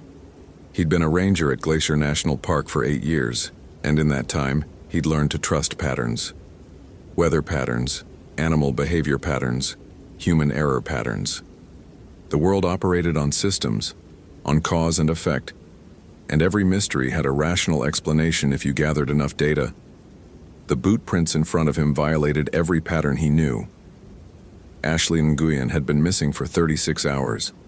Her Subaru Outback sat in the 2 Medicine Valley parking lot, covered in a thin layer of snow that had fallen the night before. Inside the vehicle, rangers had found her wallet, her phone showing 43% battery, and a handwritten itinerary indicating she planned a day hike to Upper 2 Medicine Lake. Standard procedure. Nothing unusual. Except Ashley Nguyen had never returned. Daniel stood, his knees cracking in the cold, and examined the prints again. Size 7 women's hiking boots, Merrill brand based on the tread pattern. They led from the parking lot, followed the established trail for 3 miles, then deviated northeast toward Paradise Point. Standard route. He'd hiked it himself dozens of times, but here, at the southern edge of Upper 2 Medicine Lake, the prints simply stopped, not faded into wind-blown snow, not obscured by fresh powder. Stopped. As if Ashley Nguyen had taken one final step and ceased to exist. Daniel pulled his Garmin GPS from his jacket pocket and marked the coordinates. 48. 4891 Condorgran, 113,3547 W. Elevation 5,164 feet. He photographed the prints from multiple angles with his department-issued Nikon, the camera's shutter clicking in the silence. The sound seemed too loud, intrusive in the oppressive quiet that had settled over the lake. That was the second thing that bothered him. The silence. Glacier in November wasn't exactly bustling with wildlife, but there should have been something. The whistle of wind through the peaks, the distant call of a raven, the creak of ice settling on the lake. Instead, the air held a suffocating stillness as if the mountains themselves were holding their breath. Daniel turned slowly, scanning the tree line. Engelmann spruce and subalpine fir crowded the shore, their branches heavy with snow. Nothing moved. His hand instinctively went to the radio clipped to his belt. Kowalski to base, over. Static hissed for 3 seconds before dispatch responded. Go ahead, Kowalski. I'm at the last known position. Boot prints terminate at coordinates 48.4891 north, 113.3547 west. No signs of breakthrough in ice. No continuation of trail. Requesting additional SAR personnel for expanded grid search. Another pause. Longer this time. Copy that. Weather Service is calling for heavy snow starting around 1600 hours. You've got maybe 4 hours of decent visibility. Rangers Chen and Morrison are en route to your position, ETA 40 minutes. Daniel checked his watch. 12:17 p.m. The sky had that peculiar gray quality that preceded mountain storms, clouds pressing down like a weighted blanket. Understood. Kowalski out.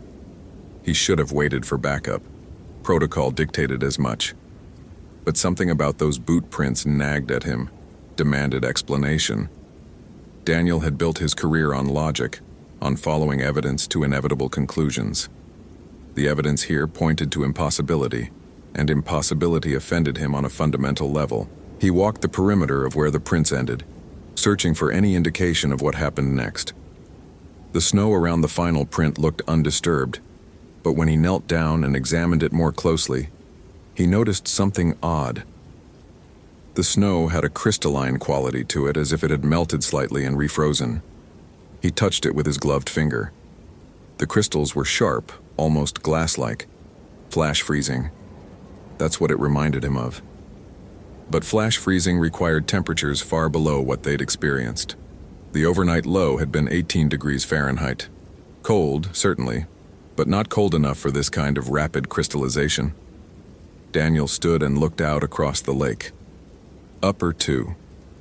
Medicine stretched before him, a white expanse broken only by the occasional wind-sculpted drift. The ice would be at least 8 inches thick by now, strong enough to support his weight. Strong enough to support Ashley Nguyen's weight if she decided to cross it. But why would she? The trail continued along the shore. There was no reason to venture onto the ice unless someone else had been here, unless she'd been chased. The thought arrived fully formed, and Daniel immediately tried to dismiss it. Bears were hibernating by November. Mountain lions avoided humans. Wolves rarely showed themselves. What would chase a hiker onto thin ice? Except the ice wasn't thin. He just established that. Daniel pulled out his field notebook and began documenting everything. Wind direction, southeast. Temperature, 23 degrees. Cloud cover, complete. Barometric pressure, 29.85 inches and falling. He wrote in precise, careful letters, taking comfort in the concrete act of recording data. The first sound came as he finished his notes. A voice, distant and thin, calling from somewhere across the lake. Daniel's head snapped up. The voice called again, clearer this time, though he couldn't make out the words. It sounded like a woman. "Ashley Nguyen," he shouted. "Ashley, if you can hear me, stay where you are. Help is coming." The voice responded, but the words were strange, elongated. Not English, or not any language Daniel recognized. The syllables rose and fell with an odd cadence, almost musical, almost hungry. Daniel unclipped his radio again. "Kowalski to base. I'm hearing vocalizations from across Upper 2 Medicine Lake. Possible contact with missing person. Am proceeding onto ice for closer investigation." Negative, Kowalski. Wait for backup. But the voice called again, and this time it sounded distressed, frightened. Daniel's analytical mind weighed the variables. Ice thickness adequate, visibility decent, possible victim in immediate danger. The decision tree resolved itself quickly. Going silent for approach. We'll check in 15 minutes.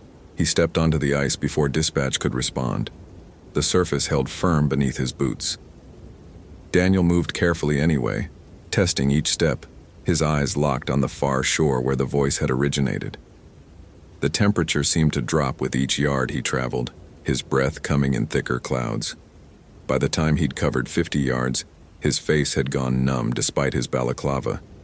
The voice called again. Closer now. Definitely female. Definitely distressed. "I'm coming," Daniel shouted. "Keep making noise so I can find you."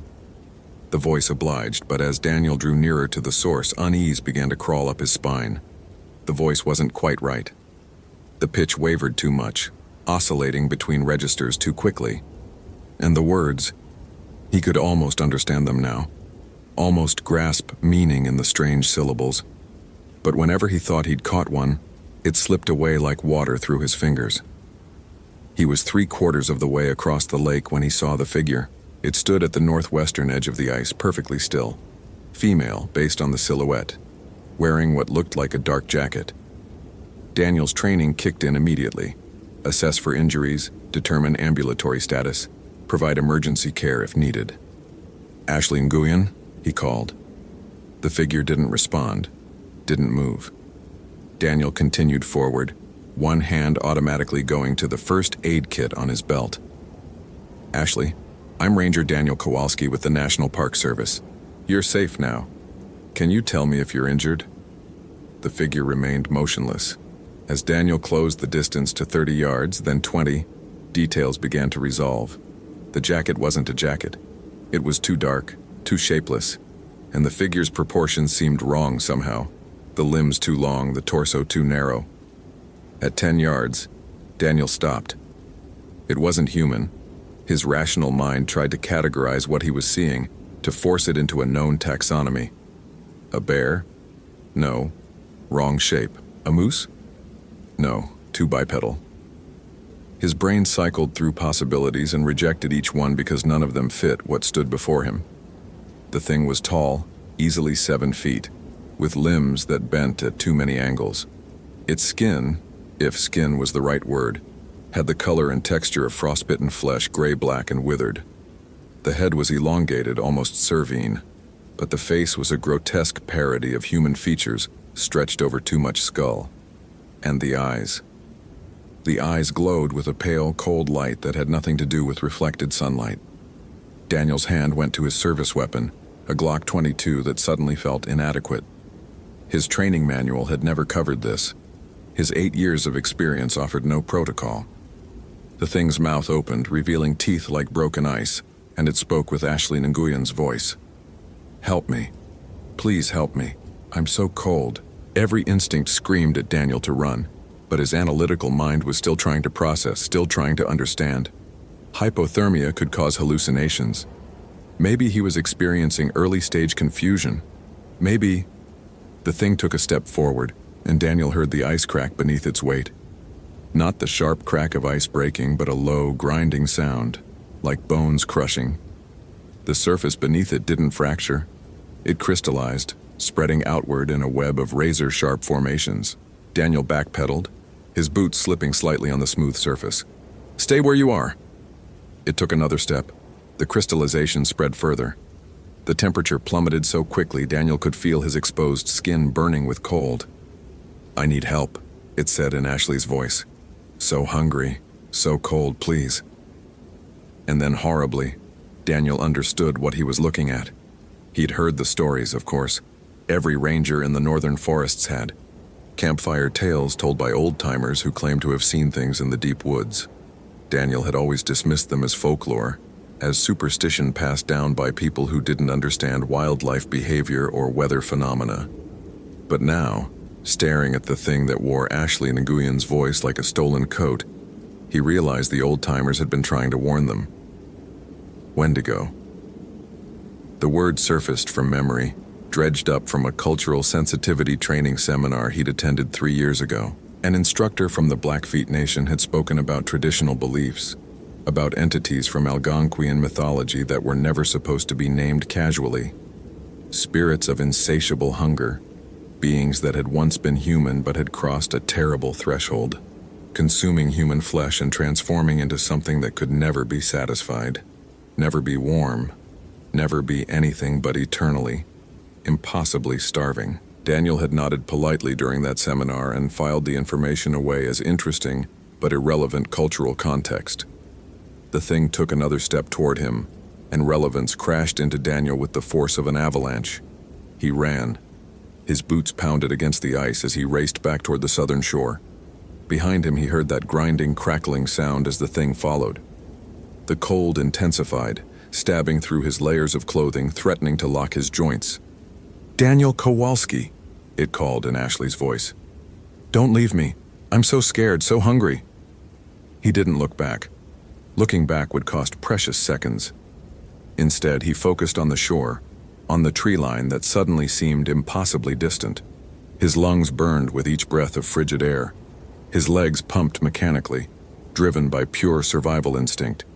The ice beneath his feet groaned. For one terrible moment, Daniel thought it would give way, that he would plunge into the black water beneath and die of hypothermia within minutes.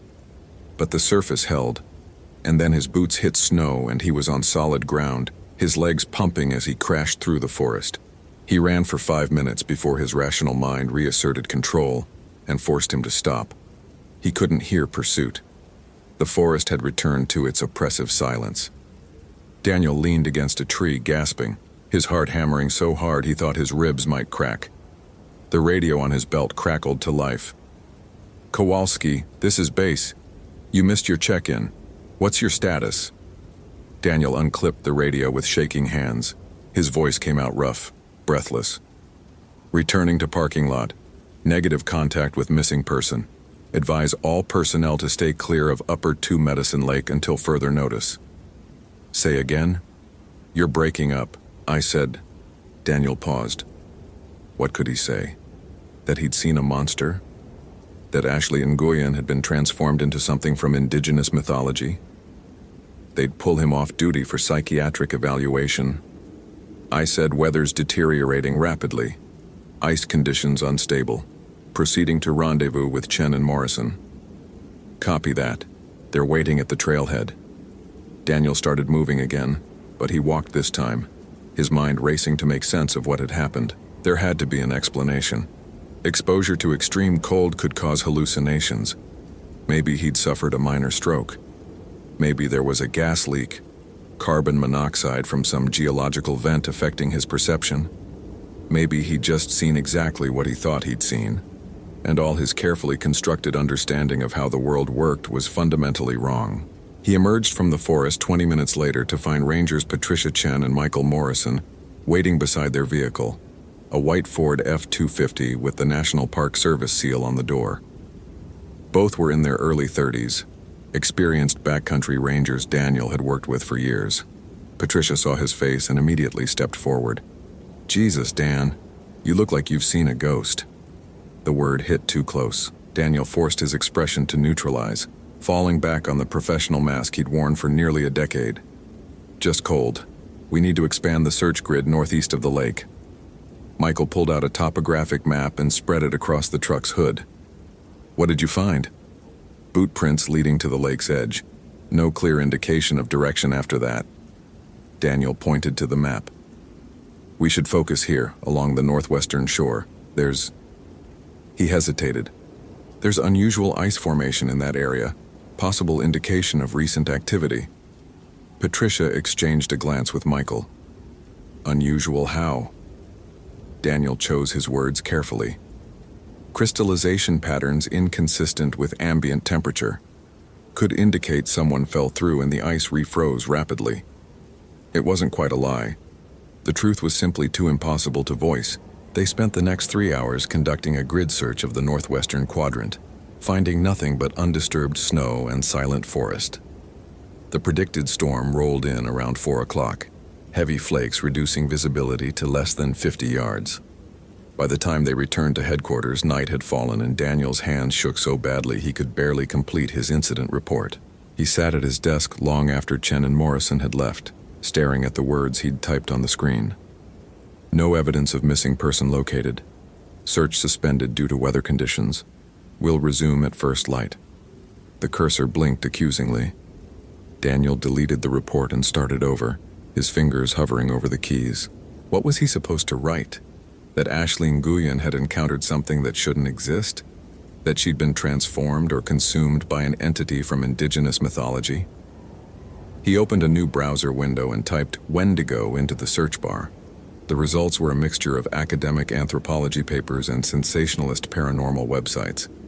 Daniel ignored the latter and focused on scholarly sources. Dr. Nathan Carlson from the University of Montana had published extensively on Algonquian folklore. His most recent paper, titled Anthropological Examination of Wendigo Psychosis in North American Indigenous Cultures, described the phenomenon as a culture-bound syndrome characterized by intense hunger, fear of becoming a cannibal, and anxiety about transformation. Psychosis, a mental illness, not a literal monster. Daniel felt relief wash over him. He'd experienced a psychotic break, possibly triggered by stress and exposure to extreme cold. It was treatable, understandable, rational. He was closing the browser when a phrase in Carlson's paper caught his eye. Historical accounts from fur traders and missionaries in the 18th and 19th centuries consistently describe physical transformations accompanying Wendigo psychosis, suggesting a complex interplay between cultural belief and physiological manifestation that remains poorly understood. Physical transformations. Daniel clicked on the embedded references following a chain of citations back through time. A journal entry from a French fur trader named Pierre Dubois, dated 1782, described finding a hunting party of 12 Cree men frozen to death around a campfire. All showed signs of having been partially consumed. One set of tracks led away from the camp, growing progressively more distorted until they ceased to resemble anything human. A report from a Jesuit missionary in 1845 mentioned a woman who'd survived a harsh winter by eating her deceased family members. When found, she'd allegedly grown to unnatural height and possessed eyes that reflected moonlight like those of a wolf. More accounts followed, each eerily consistent in their details. Extreme cold, desperate hunger, consumption of human flesh, Transformation into something no longer human, but not quite animal. An eternal, insatiable appetite. Daniel rubbed his eyes. Academic papers weren't evidence. Historical accounts from the 18th century weren't reliable. He was grasping at straws, trying to rationalize the irrational. His desk phone rang, making him jump. He checked the caller ID. Park Superintendent Linda Vasquez. "Kowalski," he answered. "Daniel, I just got your incident report. Or rather, I got the notification that you filed one and then deleted it 3 times. Want to tell me what's going on?" Daniel leaned back in his chair, suddenly exhausted. "Just trying to get the details right. It's been a long day. Patricia says you looked shaken when you came off the trail. Michael says you've been researching Native American mythology for the past hour. Care to explain?" Of course they'd noticed. Daniel had worked with them long enough that any deviation from his methodical, by-the-book approach would stand out. "I'm trying to understand the cultural context of the search area. The Blackfeet have traditional territories in this region, and I thought there might be relevant information about seasonal hunting patterns or sacred sites that could explain." "Daniel." Linda's voice was gentle but firm. "I've been doing this job for 20 years. I know what it looks like when someone's seen something they can't explain. What happened out there?" The words stuck in Daniel's throat. He wanted to tell her, wanted to share the burden of what he'd witnessed, to hand it over to someone else and let them figure out what to do. But saying it out loud would make it real in a way he wasn't prepared to accept. "I need to go back out there," he said instead. "Tomorrow morning, as soon as it's light.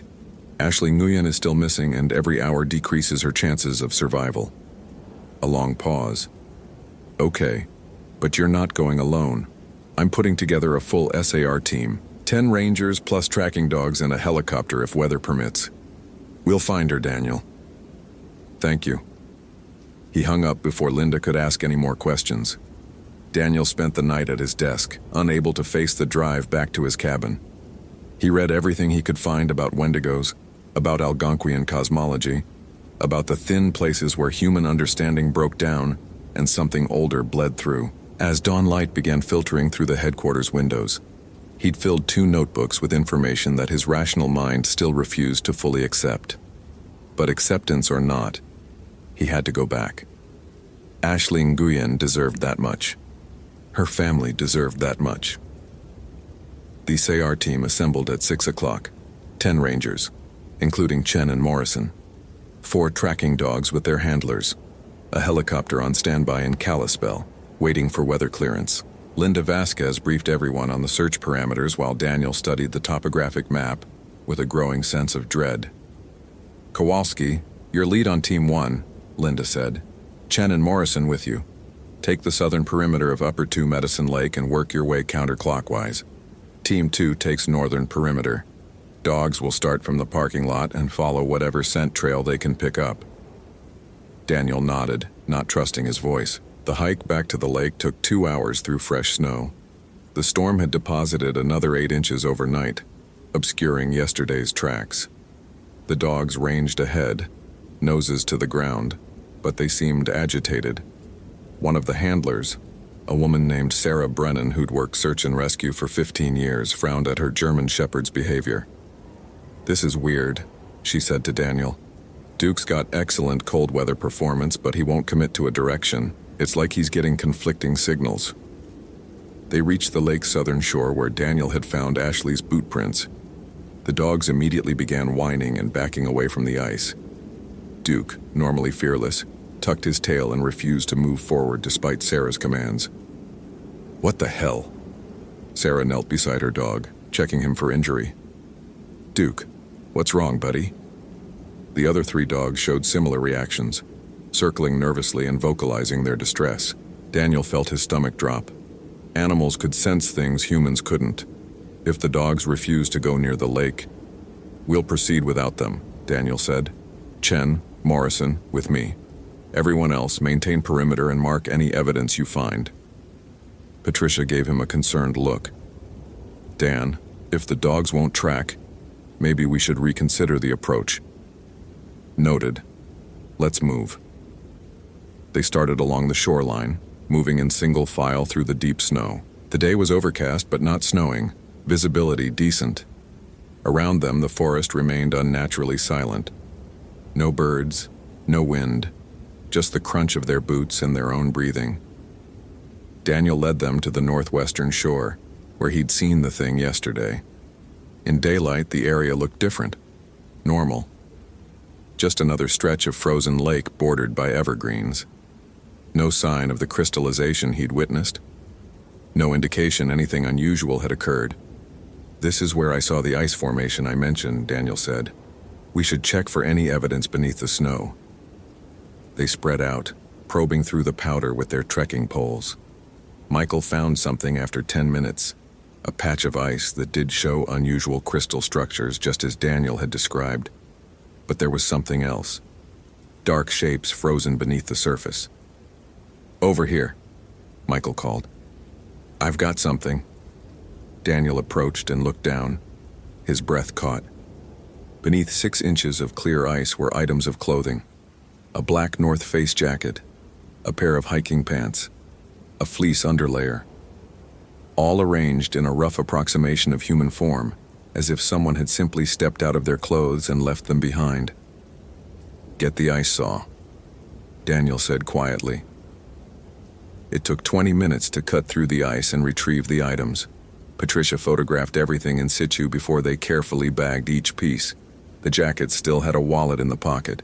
When Daniel opened it with gloved hands, he found Ashley Ngoyan's driver's license staring back at him. The photo showed a smiling Asian American woman with long black hair and an infectious grin. Date of birth, March 14, 1989. 25 years old, from Seattle, an organ donor. "So she went through the ice?" Morrison suggested. "Body could have been swept away by underwater currents before it refroze." Daniel knew that wasn't what happened. The clothes were too perfectly arranged, too deliberately positioned. And bodies didn't simply vanish from their clothing. But he couldn't voice the truth, couldn't say what he believed had actually occurred.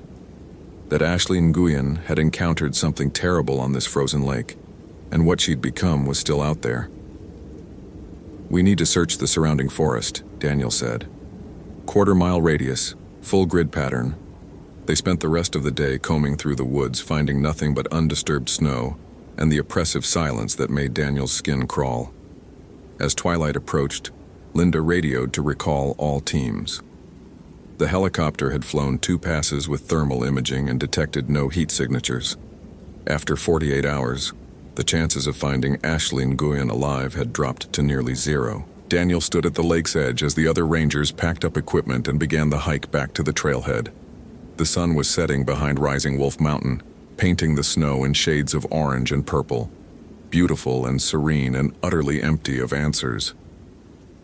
"We'll resume tomorrow if weather permits," Patricia said, touching his shoulder. "You did everything you could, Dan." Had he? Daniel wasn't sure. He'd documented evidence, followed protocol, conducted a thorough search, but he'd also censored his own observations, hidden the truth about what he'd seen. What if that truth was the key to finding Ashley? What if his refusal to accept the impossible had cost her whatever slim chance at survival remained? The walk back to headquarters passed in silence. Daniel filed his report, factual, thorough, devoid of any mention of entities that couldn't exist. Ashley Nguyen's clothes had been found, suggesting she'd fallen through the ice and drowned. Recovery of remains would be attempted once spring thaw made it safe to send divers into the lake.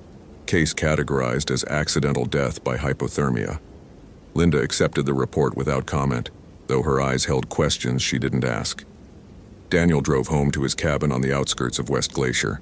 The small structure sat on 2 acres of forest, isolated and quiet, normally his refuge from the demands of the job. Tonight, the isolation felt threatening. He locked all the doors and windows, built a fire in the wood stove, and tried to eat dinner. The food tasted like ash. At midnight, he woke from a nightmare he couldn't quite remember to find frost forming on the inside of his bedroom window despite the fire burning in the next room. The temperature in the cabin had dropped 20 degrees. Daniel's breath came out in clouds as he stumbled out of bed, reaching for his phone to check the thermostat. The power was out, not just in his cabin. Through the bedroom window, he could see the entire valley had gone dark. No lights from the few scattered houses visible from his property. No glow from the distant highway. Daniel pulled on layers of clothing with shaking hands. Power outages weren't uncommon during winter storms, but there'd been no storm tonight. Clear skies, no wind, just sudden, absolute darkness and plummeting temperatures. He was pulling on his boots when he heard it. A voice outside calling his name. Daniel Kowalski. His blood turned to ice that had nothing to do with the cold. The voice was Ashley Nguyens, but wrong in the same way it had been wrong on the lake. Too many overtones, too much hunger bleeding through the syllables. I found you, Daniel Kowalski. The rational part of his mind told him to stay inside, to call for help, but his phone showed no signal despite usually having full bars this close to the highway. And something about that voice, despite its wrongness, compelled him toward the door. His hand was on the doorknob before he caught himself. This was how it happened. This was how people died in every horror story ever told. They opened the door. They investigated the noise. They went out into the darkness despite every instinct screaming at them to stay put. But Daniel's entire worldview had been built on investigation, on moving toward mystery rather than away from it. How could he stop now? He grabbed his flashlight and his service weapon, unlocked the door, stepped out into air so cold it felt solid, like walking into a wall of ice. The beam of his flashlight cut through the darkness, revealing his snow-covered yard. Nothing moved. Nothing made sound. Even the usual night noises of the forest, owls, small mammals, the rustle of wind, had ceased. I see you, Daniel Kowalski. The voice came from everywhere and nowhere. I see your heat, your life, your fear. Ashley, Daniel called out, hating how his voice shook. Ashley, if you're out there, I can help you. Let me help you. Laughter echoed through the trees, but it wasn't Ashley's laugh. It was the sound of cracking ice and splintering bone. Help? You want to help? The voice grew closer, more present. I need help, Daniel. I'm so hungry, so cold. Always hungry, always cold, forever and ever and ever. A shape materialized at the edge of his flashlight beam. Tall, wrong, moving with a jerking, disjointed gait that hurt to watch. Daniel raised his weapon, finger on the trigger, though he had no idea if bullets would stop this thing. Stay back, he shouted. The shape paused. In the indirect light, Daniel could make out more details than he'd seen on the lake. The thing that had been Ashley Nguyen was skeletal, its limbs elongated and bent at impossible angles. Its skin had the gray-black color of frostbite, pulled taut over bones that showed through in places. The face, God, the face, retained just enough human features to be recognizable. Ashley's eyes, though now they glowed with that terrible pale light. Ashley's nose, though stretched and distorted. Ashley's mouth, though filled with teeth like shards of dirty ice. You saw me, it said. And for a moment the voice was purely Ashley's. Young, frightened, human. On the lake, you saw what I am, what I've become. Daniel's finger tightened on the trigger, but he couldn't shoot. Not yet. What happened to you, Ashley? The thing tilted its head, the motion too fluid, too predatory. I was lost. 3 days before you found my car, I got turned around in the snow. So cold. Phone dead. No food. I walked, and the cold got inside me. Into my bones. Into my soul. It took a step forward. Daniel's flashlight beam showed more details he wished he couldn't see. The thing's fingers ended in claws of ice. Its ribs showed through its ragged clothing like prison bars. Then I found the cabin, Ashley's voice continued. Old, abandoned, but there was someone there, someone who'd been there a long time, in the root cellar, preserved by the cold. Daniel felt his stomach turn. You didn't. I was so hungry, the thing whispered. So hungry. And the cold, it told me eating would make me warm again. One bite, just one bite to stop the shaking, but it didn't stop. It got worse. Hungrier, colder, Until I wasn't Ashley anymore. I was this. The creature that had been Ashley Nguyen raised its arms, displaying its transformation. Now I'm never warm, never satisfied. I eat, and I'm always empty, always starving. Forever. The old stories are true, Daniel said quietly. Wendigo. Don't say that name, it hissed, voice distorting again into something inhuman. Names have power. That name has teeth. Daniel's training as a ranger had taught him to handle dangerous animals, medical emergencies, natural disasters. Nothing had prepared him for this. Nothing in his 8 years of experience, his rational worldview, his methodical approach to problems offered a solution for dealing with a creature from mythology, made flesh. Ashley, listen to me, he tried. You're sick. There are people who can help. I'm not sick. The words came out as a shriek that made the windows of his cabin frost over completely. I'm hungry. I can smell the heat of your blood, Daniel Kowalski. I can see your life like a candle in the darkness. Let me warm myself, just for a moment. Let me eat. It lunged. Daniel fired 3 times, center mass, the way he'd been trained. The shots echoed across the valley, impossibly loud. The creature staggered, but didn't fall. Didn't even seem particularly hurt. It looked down at the bullet holes in its chest. No blood, just dark, empty spaces, and laughed. Iron won't stop me. Nothing stops hunger. Daniel ran. He crashed through the forest behind his cabin, flashlight beam bouncing wildly, weapon still clutched in his hand. Behind him he heard pursuit, the grinding, crackling sound of ice forming on every surface the Wendigo touched. Trees groaned as their sap froze solid. Snow crystallized into razor-sharp formations.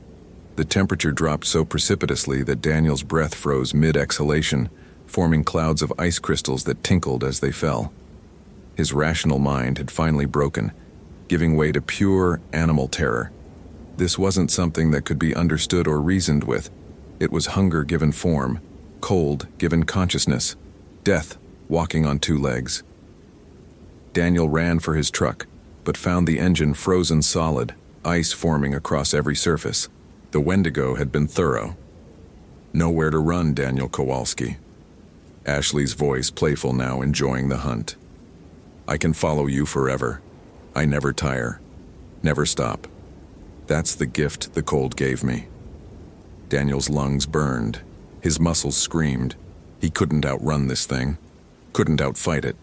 Couldn't reason with it. But maybe he could trap it. The idea surfaced from the research he'd done the night before. The accounts had mentioned protective measures, salt, iron, fire. None had proven particularly effective, but they'd all mentioned one consistent detail. Wendigos were compelled to follow their prey. Single-minded pursuit. No deviation. Daniel changed direction, heading toward the old North Trail maintenance shed half a mile into the forest. It was a small structure, maybe 15 by 20 feet, used to store equipment during summer. Fully enclosed. Only one door. If he could get the Wendigo inside and seal the door, it wasn't much of a plan, but it was the only plan his fractured mind could construct. He reached the shed 3 minutes later, his legs shaking with exhaustion and cold. The padlock on the door had frozen solid. Daniel smashed it with a rock, his hands so numb he could barely feel the impact. The door swung open, revealing darkness within. Ashley, he called out. I'm here, come get me.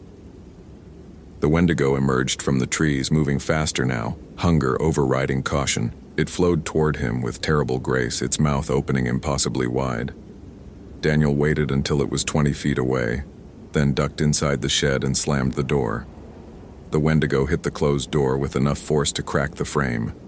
Wood splintered, metal shrieked, but the door held. Daniel braced himself against it as the creature threw itself against the barrier again and again. Each impact sent shockwaves through his body. Each impact made the temperature drop further inside the shed. Frost crawled up the walls. Ice formed on the ceiling. Let me in, Ashley's voice screamed. Let me in, let me in, let me in. The door wouldn't hold forever. Daniel knew that. Already it was starting to buckle, hinges working loose. He had minutes at best. His radio. He still had his radio. With shaking hands, Daniel pulled it from his belt and keyed the transmitter. This is Ranger Daniel Kowalski. Emergency situation at Old North Trail Maintenance Shed. Coordinates 48.5234 north, 113.4521 west. Immediate assistance required. Repeat, immediate assistance required. The response was buried in static, but he thought he heard Linda's voice. Repeat, coordinates. Maintenance shed, Daniel shouted. Old North Trail. Bring fire. Bring as much fire as you can. The door cracked. A clawed hand punched through the wood, reaching for him. Daniel scrambled backward, pressing himself against the far wall. The hand withdrew, and Ashley's glowing eye appeared in the hole, fixing him with its terrible gaze. Found you, it whispered. The door exploded inward. Daniel fired his remaining rounds, 3 shots directly into the creature's face. They had no more effect than the first 3. The Wendigo stepped through the shattered doorway, filling the shed with its presence, with its cold, with its endless, terrible hunger. Time to eat, Daniel Kowalski.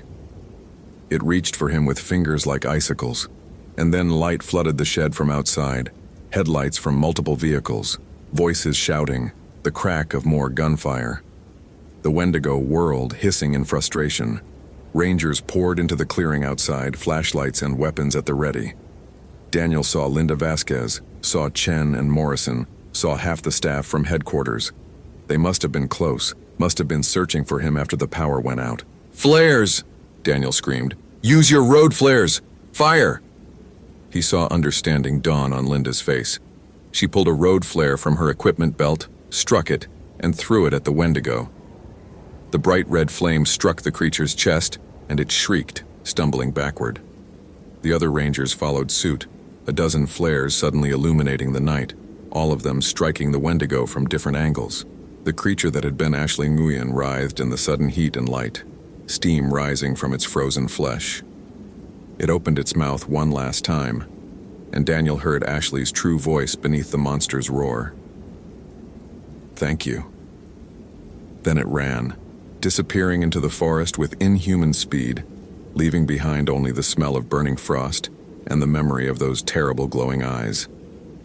Daniel collapsed against the shed's wall, his entire body shaking. Linda was beside him in an instant, wrapping her jacket around his shoulders, checking him for injuries. What the hell was that? She demanded. Daniel looked up at her, at all the rangers staring at him with expressions mixing concern and barely suppressed terror. They'd seen it. They'd all seen it. There would be no explaining this away, no rational categorization. The truth, he said finally. The truth we've been ignoring because it didn't fit what we thought we knew. The power came back on an hour later, flooding the valley with light. By then, they'd searched the area where the Wendigo had disappeared and found nothing but ice crystals and Ashley Nguyen's driver's license lying in the snow, the photo smiling up at them from a life that no longer existed. The official report listed Ashley Nguyen as deceased, cause of death unknown, remains not recovered. Daniel's supplementary report, filed in a classified section he hadn't known existed until Linda showed him, detailed what had actually happened. Apparently they had protocols for this. Apparently he wasn't the first ranger to encounter something that shouldn't exist. The forest is older than we are, Linda told him a week later, as they stood in her office looking at a map covered in red pins. Older than science. Older than rationality. Sometimes it reminds us of that. Each pin marked a location where unexplained incidents had occurred over the past century. Disappearances, sightings, encounters that had no natural explanation. There were more pins than Daniel could count. Why didn't you tell me? He asked. Would you have believed me? No, he wouldn't have. Daniel Kowalski, who'd built his entire career on logic and evidence, would have dismissed it as superstition, would have filed it away as irrelevant cultural context. He'd never make that mistake again. They closed Upper 2 Medicine Lake to public access indefinitely. Daniel transferred to a desk position at headquarters, unable to face going back into the deep forest. He spent his days analyzing incident reports, looking for patterns in the impossible, trying to build a framework for understanding things that defied understanding. At night, he still heard Ashley's voice calling his name, still felt the terrible cold that had nothing to do with temperature, and everything to do with an appetite that could never be satisfied. Still saw those glowing eyes in his dreams. He kept his curtains closed and his wood stove burning, even as spring arrived and the snow melted. He kept road flares in every room of his cabin. He kept salt lines on all the windowsills, even though he wasn't sure they actually helped. And he listened to the stories the old-timers told, listened to the indigenous rangers who shared their people's knowledge, listened to the forest itself, which spoke in a language older than words if you were brave enough to hear it. Daniel Kowalski had wanted answers, had needed the world to make logical sense. Instead, he'd learned that some questions have no comfortable answers, and some truths are too terrible to be contained in rational frameworks. Ashley Nguyen was never found. The thing she'd become was spotted occasionally, always at a distance, always in the deepest winter. Park Service protocols now included cultural awareness training that wasn't just about sensitivity, but about survival. Rangers were issued emergency flares as standard equipment, and certain areas of Glacier National Park were marked with discreet warnings that only those who knew what to look for would understand. The forest kept its secrets, and Daniel learned to respect that, learned to exist in a world where logic and science and rational thought were important tools, but not the only tools. Learned that the line between possible and impossible was thinner than he'd ever imagined. On the coldest nights, when the temperature dropped well below zero and the wind howled through the mountains, Daniel stood at his window and looked out at the dark forest. Sometimes he thought he saw a figure watching from the tree line, tall, wrong, with eyes that glowed like foxfire. Sometimes the figure raised one hand, a gesture that might have been a wave or a warning or a reminder. Ashley Nguyen had gotten lost in the woods and made a choice that destroyed her humanity. But she'd also given Daniel a gift, terrible though it was. The truth that the world was stranger and more dangerous than any of them had guessed. That wisdom and protection could be found in stories everyone dismissed as primitive superstition. That respect for indigenous knowledge wasn't just cultural courtesy but practical survival. Daniel never hiked alone again, never ignored the warnings in old stories again, never dismissed the impossible as mere folklore again, because he'd learned the hardest way possible that sometimes the monsters are real, and sometimes hunger takes human form, and sometimes the most important thing a rational mind can do is accept that reason has limits. The forest didn't care about his scientific method, didn't care about his protocols and procedures. The forest was older, deeper, more patient than human understanding could encompass, and it remembered things that civilization had tried very hard to forget. Daniel Kowalski remembered too now, would remember for the rest of his life. The boot prints that stopped at the edge of the frozen lake, the voice that wore Ashley Nguyen's words like stolen clothing, the terrible hunger that could never be satisfied, the cold that could never be warmed. He remembered it all, and kept watching the tree line, and knew that some mysteries were better left unsolved. Hope you felt genuine terror. If you appreciate authentic horror rooted in real folklore, consider following for more stories. Which moment scared you most? Share your theory about what happened.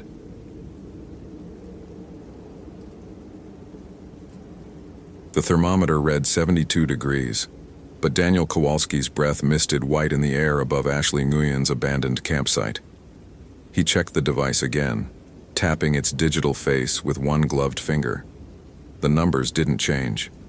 72 degrees Fahrenheit at 3:47 p.m. on August 14, 2016, in the Hoh Rainforest section of Olympic National Park.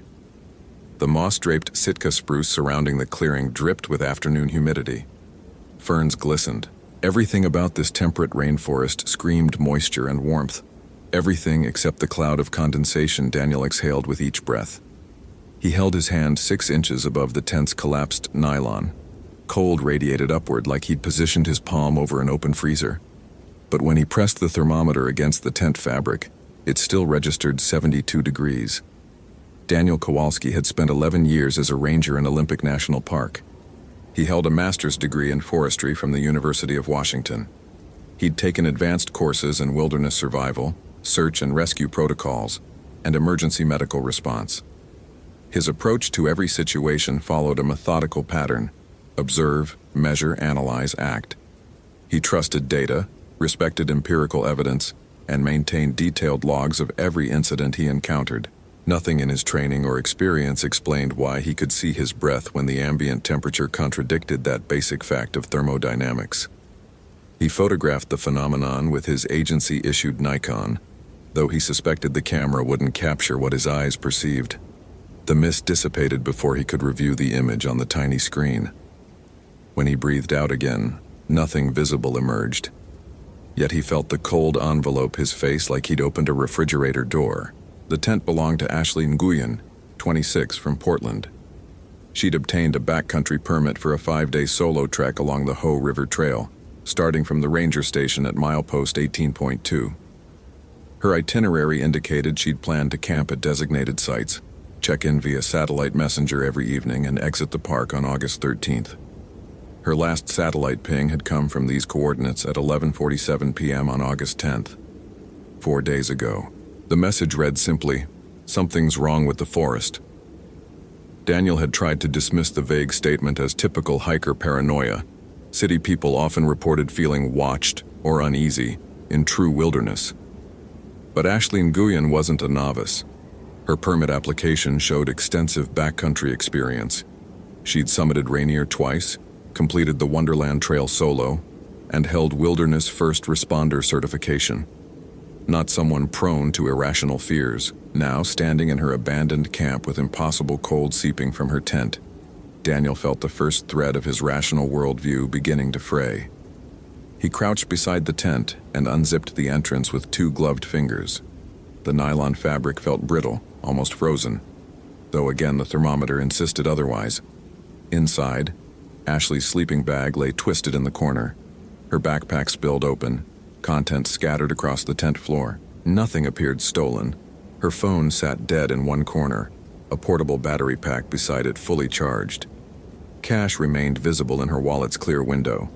Her camera, a professional Canon setup worth several $1,000s, lay half buried under clothing. But her food supply had vanished. Every item. The bare canister that regulations required remained locked and present, but completely empty. No wrappers, no crumbs, no trace of the freeze-dried meals, energy bars, trail mix, or instant coffee that her permit application listed. 7 days' worth of provisions, gone. Daniel inventoried the scene methodically. He documented each item with photographs, made notes in his weatherproof field journal, and bagged potential evidence according to protocol, but his hands shook slightly as he worked. Not from cold, though the temperature anomaly persisted, but from something his mind refused to categorize. Scratches marked the inside of the tent, deep gouges in the nylon starting near the sleeping bag and trailing toward the entrance. The tears followed no logical pattern, sometimes parallel like claw marks, sometimes chaotic like something had thrashed against the fabric in desperation.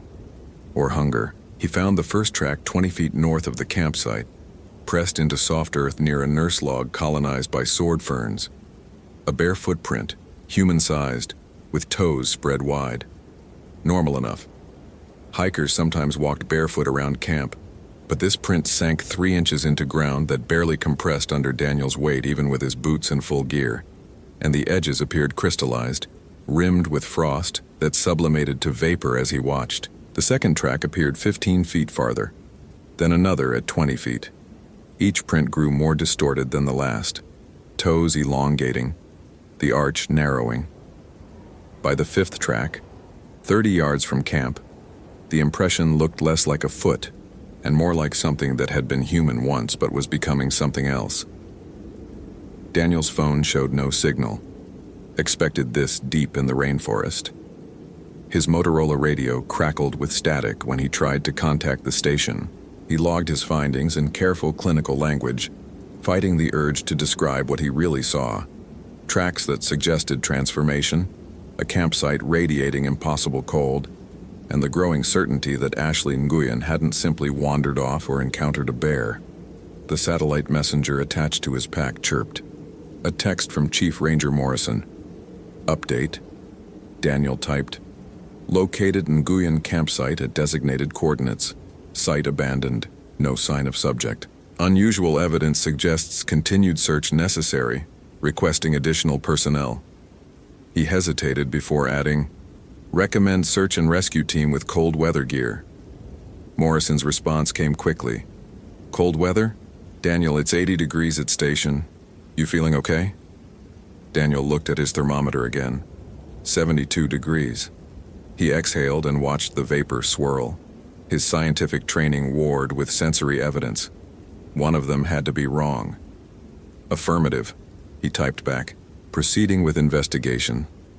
The tracks led north away from the established trail system, deeper into old-growth forest where trees grew so dense the ground remained in perpetual twilight. Daniel marked his route with fluorescent surveyor's tape, one strip every 100 feet noting GPS coordinates in his journal. The rational part of his brain maintained its systematic approach, even as his instincts screamed at him to return to the station. He'd walked perhaps a quarter mile when he noticed the silence. The Hoh rainforest typically resonated with sound, varied thrushes calling from the canopy, winter wrens chattering in the understory, Douglas squirrels chittering territorial warnings. Insects hummed, frogs croaked from standing water, and wind whispered through moss-laden branches. The forest lived and breathed through constant noise. But here, nothing. Not even wind. The air hung motionless and thick with a silence so complete, Daniel could hear his own heartbeat, the whisper of blood through his ears. He stopped walking. In the perfect quiet, another sound emerged, so faint he initially dismissed it as imagination. A voice, distant and distorted, speaking words he couldn't quite distinguish. It rose and fell in rhythms that sounded almost like language but followed no pattern he recognized. Daniel checked his radio again. Dead static, but the voice continued, seeming to come from multiple directions simultaneously, echoing through the dense forest without clear origin. His training covered many scenarios: lost hikers, injured climbers, bear encounters, illegal camping, even the occasional marijuana grow operation hidden in remote wilderness. Nowhere in the National Park Service handbook did it explain what to do when you heard whispers in a language that predated English, Spanish, or any tongue spoken by European settlers. He knew about the Wendigo. Everyone who worked in Pacific Northwest forests heard the stories eventually, usually dismissed as campfire tales or cultural mythology. The Algonquian legend of an evil spirit that possessed humans, transforming them into cannibalistic monsters driven by insatiable hunger. The Quinault people, whose ancestral lands included these forests, had similar stories. Cautionary tales about settlers who ventured too deep into the woods and returned changed, no longer human. Daniel had categorized these as folklore, psychological metaphors for the dangers of isolation and starvation. He'd never given them credence beyond cultural historical interest. The voice grew louder, resolving into something that might have been words if human vocal cords could produce such sounds. A wet, clicking language that seemed to bypass his ears and resonate directly in his skull. He walked faster. The footprints continued their transformation, becoming less human with each impression. Where toes should be, he now saw something more like talons. The arch had lengthened impossibly, and the stride increased to 7 feet, then 8, then 10. A deer carcass lay across the trail. Daniel stopped, his forensic mind automatically cataloging details. Roosevelt elk doe, approximately 600 pounds in life. Throat torn open, ribs exposed and picked clean, but the meat hadn't been eaten by any predator he recognized. Mountain lions killed with precision, bears fed methodically, wolves pack-hunted and shared kills efficiently. This looked like something had eaten in a frenzy. Bones cracked open for marrow, organs missing. And strangest of all, the entire carcass was frozen solid despite the ambient temperature. Frost crystals covered the exposed muscle tissue, and when Daniel touched the corpse with his boot, it felt like kicking a block of ice. The thermometer, when pressed against the deer's flank, read 72 degrees. Daniel's hands no longer shook. They'd moved past trembling into a kind of numb steadiness that came from shock. His mind tried to impose rational structure on irrational data. Localized temperature anomaly, perhaps due to underground water sources or unusual air currents. The deer killed by something. The tracks created by... He had no explanation for the tracks. He took photographs, recorded GPS coordinates, and continued following the trail because stopping felt more dangerous than proceeding. The forest pressed closer, Sitka spruce and western hemlock forming walls of rough bark and hanging moss. Sword ferns brushed his legs. Devil's club with its painful thorns forced him to move carefully. The tracks led to a clearing. Natural meadows existed in the rainforest, places where soil composition or water drainage prevented tree growth, but this clearing felt wrong. The ground lay bare, no grass, no ferns, not even moss. Just packed earth in a perfect circle approximately 50 feet in diameter. In the center, someone had constructed a cairn from river stones. Not a simple trail marker, but an elaborate structure rising 8 feet high, carefully balanced, clearly intentional. Around the cairn's base, symbols were scratched into the dirt. Daniel recognized some from his cultural sensitivity training, native pictographs sometimes found near sacred sites. But these looked corrupted, the traditional imagery twisted into configurations that hurt to look at directly. And everywhere, bones, deer, elk, bear, smaller animals Daniel couldn't identify. Hundreds of bones arranged in spiral patterns radiating from the central cairn. Some appeared decades old, weathered gray and brittle. Others looked fresh, still carrying traces of tissue. Ashley Nguyen's hiking boot sat atop the cairn like an offering. Daniel approached slowly, his Nikon raised, documenting everything. The boot was definitely hers.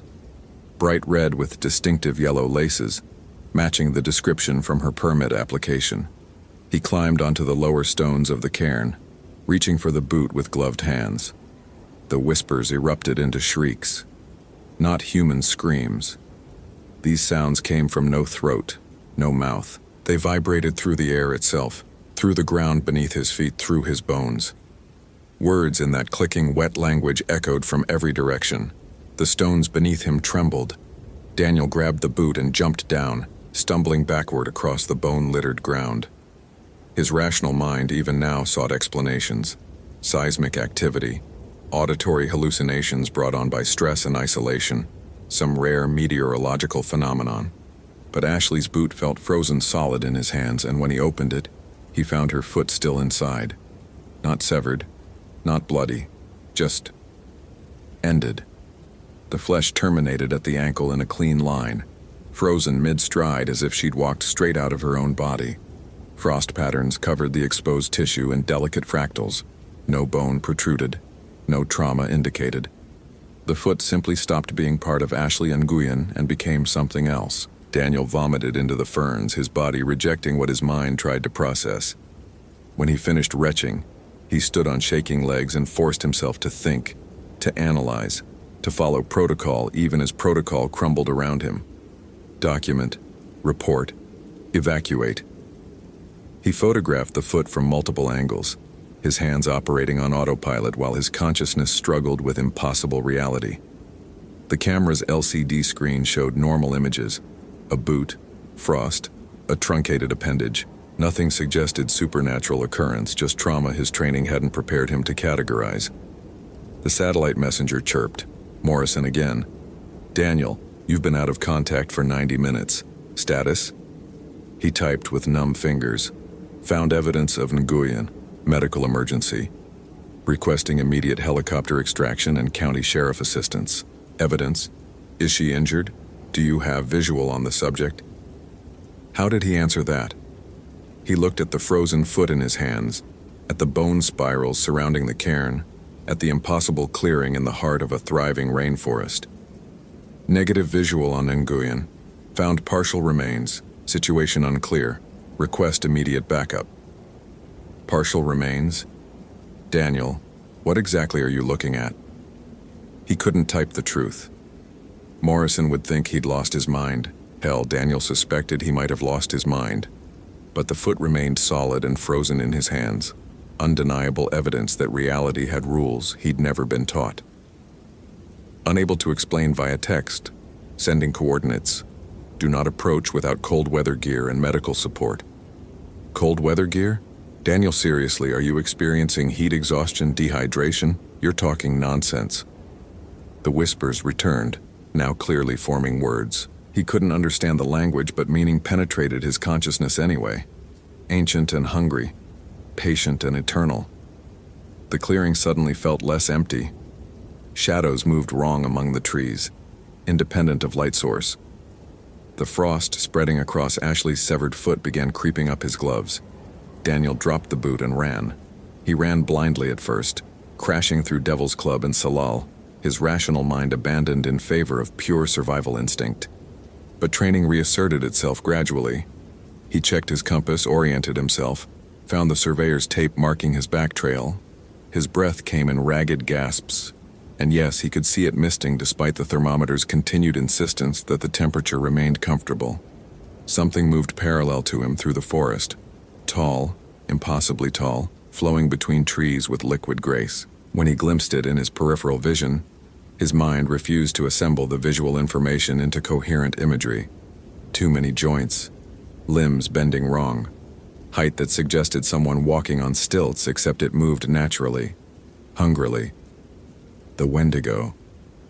His rational mind finally surrendered and accepted the word. Not folklore, not metaphor, real. He'd read the literature during cultural training, academic papers discussing the psychological phenomenon called Wendigo psychosis, a culture-bound syndrome where individuals, usually during harsh winters and famine conditions, became convinced they were transforming into cannibalistic monsters. Psychiatrists categorized it as a form of hysteria, anxiety manifesting through cultural lens. But psychiatrists hadn't stood in a frozen clearing in 80-degree weather, holding a woman's severed foot that had somehow frozen mid-stride while she walked out of her own flesh. Daniel burst from the tree line near Ashley's campsite, gasping, his carefully maintained surveyor's tape abandoned. His truck sat another 2 miles down the trail, but the satellite messenger had enough signal here to maintain communication with the station. He grabbed it with shaking hands and typed, "Urgent. Do not send personnel into Ho backcountry. Close trails immediately. Potential hazardous wildlife situation." Morrison's response: "Wildlife? What species? Bear? Cougar?" "Unknown. Extremely dangerous. Requesting park closure and fish and wildlife consultation." His phone had 1 bar of signal, flickering. Daniel pulled up his photos, his last connection to rationality. Documented evidence, empirical data, things he could show to Morrison, to the sheriff, to anyone who needed proof that something existed beyond their understanding. But when he scrolled through the images, his hands stopped shaking for a different reason. The photos showed Ashley's campsite exactly as he'd found it: collapsed tent, scattered supplies, the bare canister. But where the cold had been palpable, where his breath had misted white, the images showed nothing unusual. Normal summer camping scene, his thermometer, visible in one shot, clearly displaying 72 degrees. The footprints appeared in his photos as standard human tracks, slightly smudged, but unremarkable. The frozen deer carcass looked like normal predation, no frost visible. The clearing showed scattered bones, yes, but arranged randomly, not in deliberate spirals.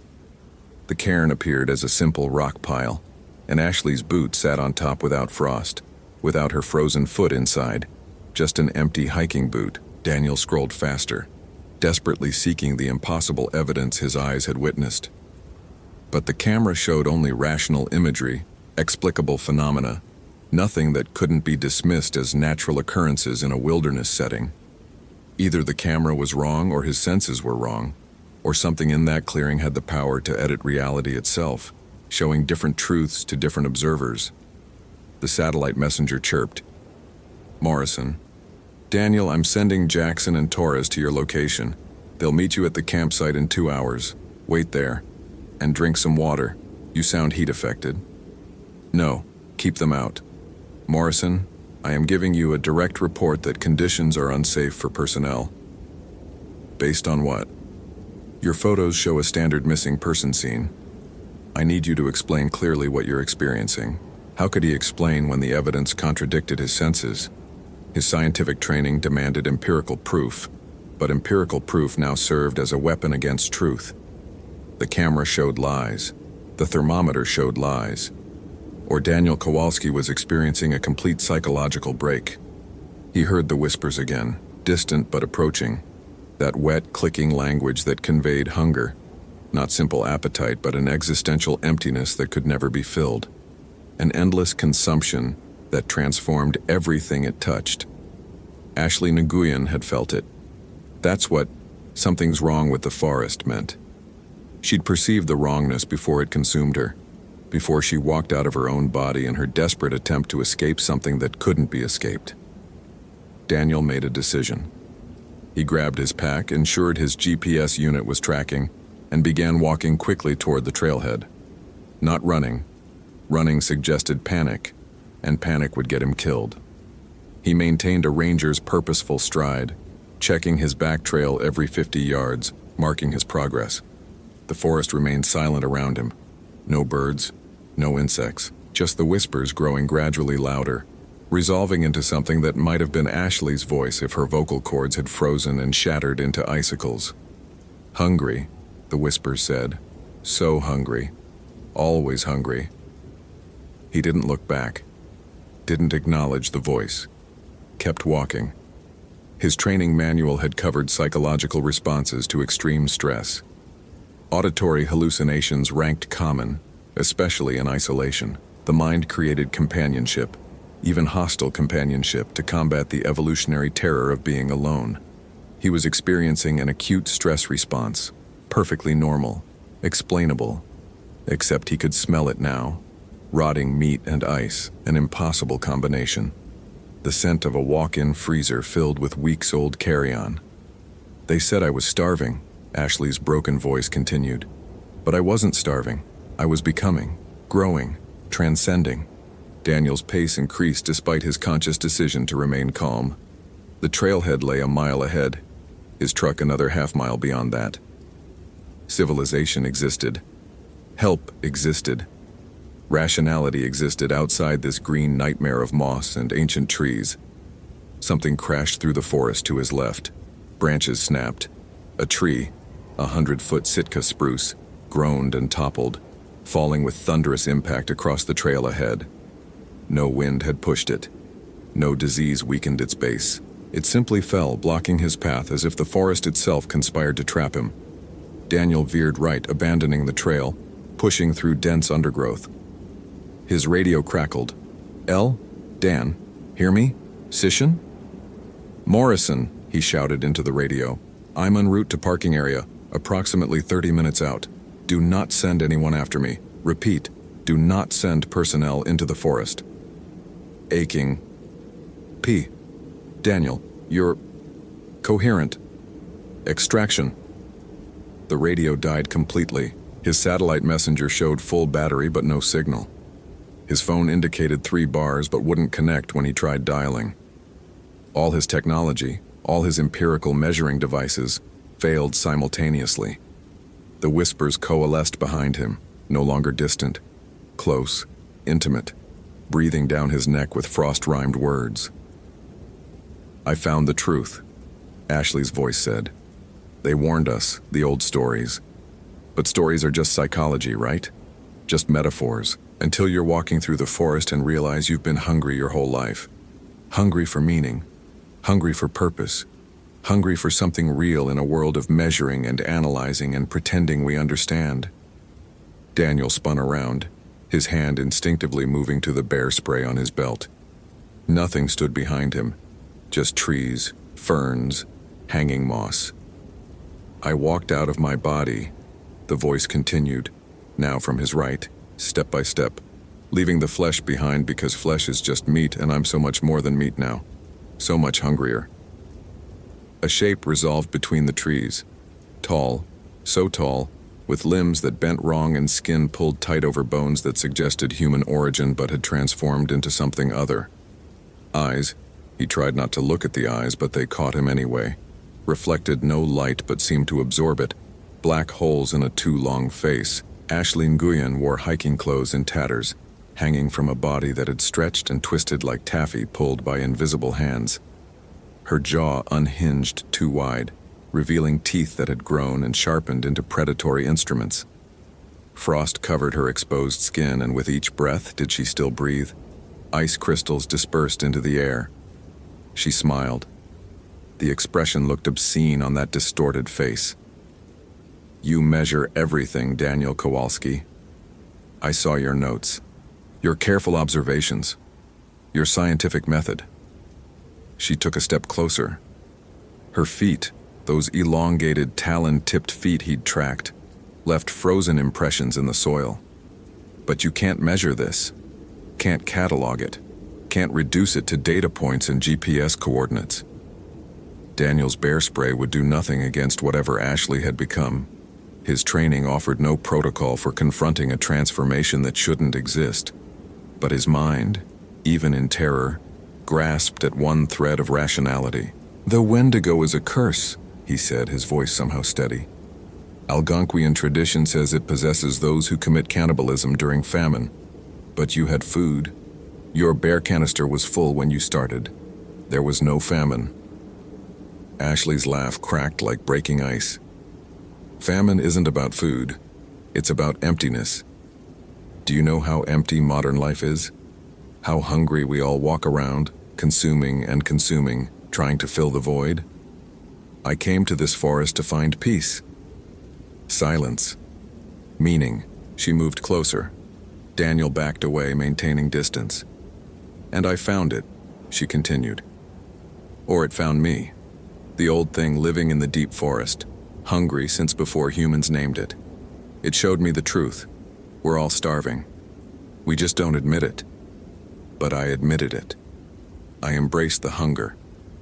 You killed those animals, Daniel said, still backing away, his eyes scanning for escape routes. The deer, the elk. You consumed them. I fed. Ashley's distorted face showed something like ecstasy. Finally I fed. But it's never enough. Can never be enough. That's the beauty of it. The hunger is eternal. Purpose without end. She lunged. Daniel ran. Not a measured retreat, not tactical withdrawal, pure panic flight. The thing that had been Ashley Nguyen moved impossibly fast, flowing between trees, her elongated limbs propelling her in strides that covered 15 feet at a bound. He vaulted over a nurse log, crashed through Salal, felt Devil's Club thorns tear his uniform. Behind him, Ashley, no, the Wendigo wearing Ashley's body like an ill-fitting suit, laughed with frozen breath. You can't outrun hunger, she called. It's already inside you. Feel it, Daniel. Feel that emptiness, that need for something more than your measurements and protocols. Join me. Transform. Become. The parking area appeared ahead through the trees. His truck sat alone on the gravel lot. Agency decals bright in afternoon sun. 20 yards. 15. 10. Daniel slammed against the driver's door, fumbled keys from his pocket with numb fingers. The Wendigo emerged from the forest behind him, moving into direct sunlight. It burned.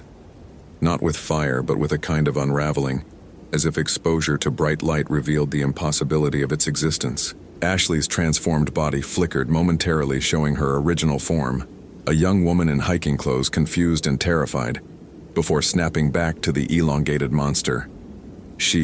It screamed, a sound that shattered Daniel's truck windows and sent ravens erupting from distant trees.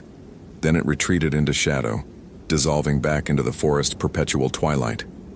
Daniel threw himself into the truck, started the engine, and accelerated down the access road without checking his mirrors. Gravel sprayed. The truck fishtailed. He didn't care. He drove like demons followed, because one demon did follow, pacing him just inside the tree line, visible in glimpses as a tall, impossibly fast shape flowing parallel to the road. Only when he reached the paved highway did the presence disappear. Daniel drove for 10 minutes before pulling over, his hands shaking so badly he could barely grip the steering wheel. He grabbed his satellite messenger, now functioning perfectly, and typed to Morrison. Out of backcountry. En route to station. Urgent. Close all Ho River trails immediately. Mark as hazardous wildlife closure. Will explain in person. Morrison's response came quickly. Copy. You okay? Jackson said you sounded distressed on radio. Was he okay? Daniel looked at his hands, scratched and bleeding from thorns. His uniform was torn. His truck windows were shattered, though he'd told himself they broke from the Wendigo's scream. But maybe he'd imagined that. Maybe he'd broken them himself in panic. His phone still held the photos. He pulled them up, scrolling through with desperate hope that maybe now, removed from that place, the images would show truth. But they showed only rational explanations. Standard campsite, normal tracks, explicable phenomena. Daniel opened his truck's glove box and removed his personal journal, separate from his official field notes. In it, he wrote everything. The impossible cold, the frozen footprints, the clearing with its bone spirals, Ashley's transformation. He described the Wendigo in clinical detail, documented his encounter, recorded his observations. Then he photographed each page with his personal phone and uploaded them to a private cloud storage account. Evidence existed even if the evidence could be dismissed as stress-induced delusions. At the ranger station, Morrison met him at the door. "Jesus, Daniel, you look like hell. What happened out there?" How did he explain? He settled for partial truth. "I found evidence of Ashley Nguyen's death. The scene was disturbing. I need to file a formal report and contact county sheriff." Morrison studied his face. "You experienced something traumatic." "Yes." "Do you need to speak with crisis counseling?" "Did he?" "Probably, but counseling required explaining, and explaining meant describing impossible events. Better to document, file reports, and let others decide if he was credible." "I'll do that," Daniel said. "But first I need you to close the Ho River backcountry. Immediately. Cite hazardous wildlife." "Based on what species identification?" Daniel met his supervisor's eyes. "Unknown predator. Extremely dangerous. Do not allow personnel into the area until I complete my formal report and Fish and Wildlife Conducts Assessment." Morrison hesitated, then nodded. "I'll initiate closure. But Daniel, you need to understand, if you can't identify the threat, we'll have limited justification for extended closure." "I understand." But he didn't care about justification. He cared about preventing others from encountering what lived in the deep forest, the ancient hunger that transformed hikers into monsters. Let the bureaucrats debate threat assessment. Let Fish and Wildlife search for rational explanations. Daniel had seen the truth, even if his cameras refused to record it. That night, alone in his cabin at the edge of Olympic National Park, Daniel reviewed his notes again. His official report described standard search and rescue protocol, evidence of probable death, recommendation for expanded search with additional resources. Dry, factual, career-protecting language. His personal journal told the real story. He'd failed Ashley Nguyen, failed to find her in time, failed to save her from transformation. But he could prevent others from suffering her fate. He researched Wendigo lore deep into the night, reading academic papers, anthropological studies, and yes, the folklore itself. The warnings passed down through generations of indigenous peoples who understood this forest long before rangers and tourists arrived. The stories were consistent. The Wendigo represented insatiable hunger, emptiness that consumed, need that transformed. It preyed on those who felt incomplete, those searching for meaning in the wilderness. And once transformed, its victims became predators themselves, spreading the curse through the forest. Fire could stop it, the old stories said. Bright light weakened it. But most importantly, you had to resist the hunger. Refuse the transformation even when your soul felt empty, and the offer of eternal purpose seemed appealing. Daniel thought about Ashley's words. Famine isn't about food, it's about emptiness. He understood. He'd felt it himself sometimes, the sense that his careful measurements and scientific methods were just elaborate distractions from life's essential meaninglessness, the hunger for something more, something real, something that transcended data and protocols. But he also understood that feeding that hunger with supernatural transformation was no answer, just endless consumption wearing the mask of purpose. His satellite messenger chirped, a message from an unknown sender. They'll send more rangers, more hikers, more meals. The forest is always hungry. A.N. Ashley Nguyen. Still alive in some form, still capable of using technology, still possessed by the Wendigo spirit that had consumed her humanity. Daniel deleted the message without responding. Let her, it, howl in the darkness. He would document, report, and warn. His scientific training, his careful methodology, his insistence on empirical evidence might not capture supernatural truth, but they could still serve a purpose. He would be the rational voice explaining irrational danger, the measured analyst describing impossible threats, the ranger who maintained protocol even when protocol proved inadequate. Because if he surrendered his rational approach, if he let the unexplainable erode his methodical worldview, then he risked becoming like Ashley, transformed, consumed, eternally hungry. The next morning, Daniel submitted his formal report recommending permanent closure of the Ho River backcountry pending wildlife assessment. The county sheriff initiated an investigation into Ashley Nguyen's disappearance. Fish and Wildlife deployed teams to search for predators. They would find nothing conclusive. The evidence would remain ambiguous. And eventually, bureaucratic pressure would force the trails to reopen. But Daniel Kowalski would be there, watching, documenting, ready to close them again at first sign of impossible cold, frozen footprints, or hikers who wandered too deep and came back transformed. He couldn't stop the Wendigo, couldn't kill something that existed at the intersection of starvation and mythology. But he could bear witness, maintain vigilance, and prevent others from following Ashley Nguyen into that frozen clearing where hunger became eternal. His thermometer still read 72 degrees when he breathed mist into cold morning air. His photographs still showed only rational explanations for irrational phenomena, but Daniel had learned to trust his senses over his instruments, his experience over his training, his humanity over his methodology. The forest was hungry. It would always be hungry. And as long as people sought meaning in the wilderness, sought to fill their emptiness with something ancient and powerful, the Wendigo would feed. Daniel's job was to stand between seekers and monster, armed only with protocols, measurements, and the stubborn insistence that some hungers must never be satisfied. In his private journal, he wrote a final entry. The Wendigo exists, not as metaphor, not as psychology, as real, physical threat rooted in supernatural origins. My cameras cannot capture it. My instruments cannot measure it. But it hunts in Olympic National Park, transforming those who feed its hunger. This journal constitutes my testimony. If something happens to me, if I disappear into the backcountry and return changed, this is the evidence that Daniel Kowalski understood the danger and fought it with the only weapons he possessed: documentation, rationality, and refusal to surrender to emptiness. He signed and dated the entry, then uploaded scanned pages to his secure cloud storage.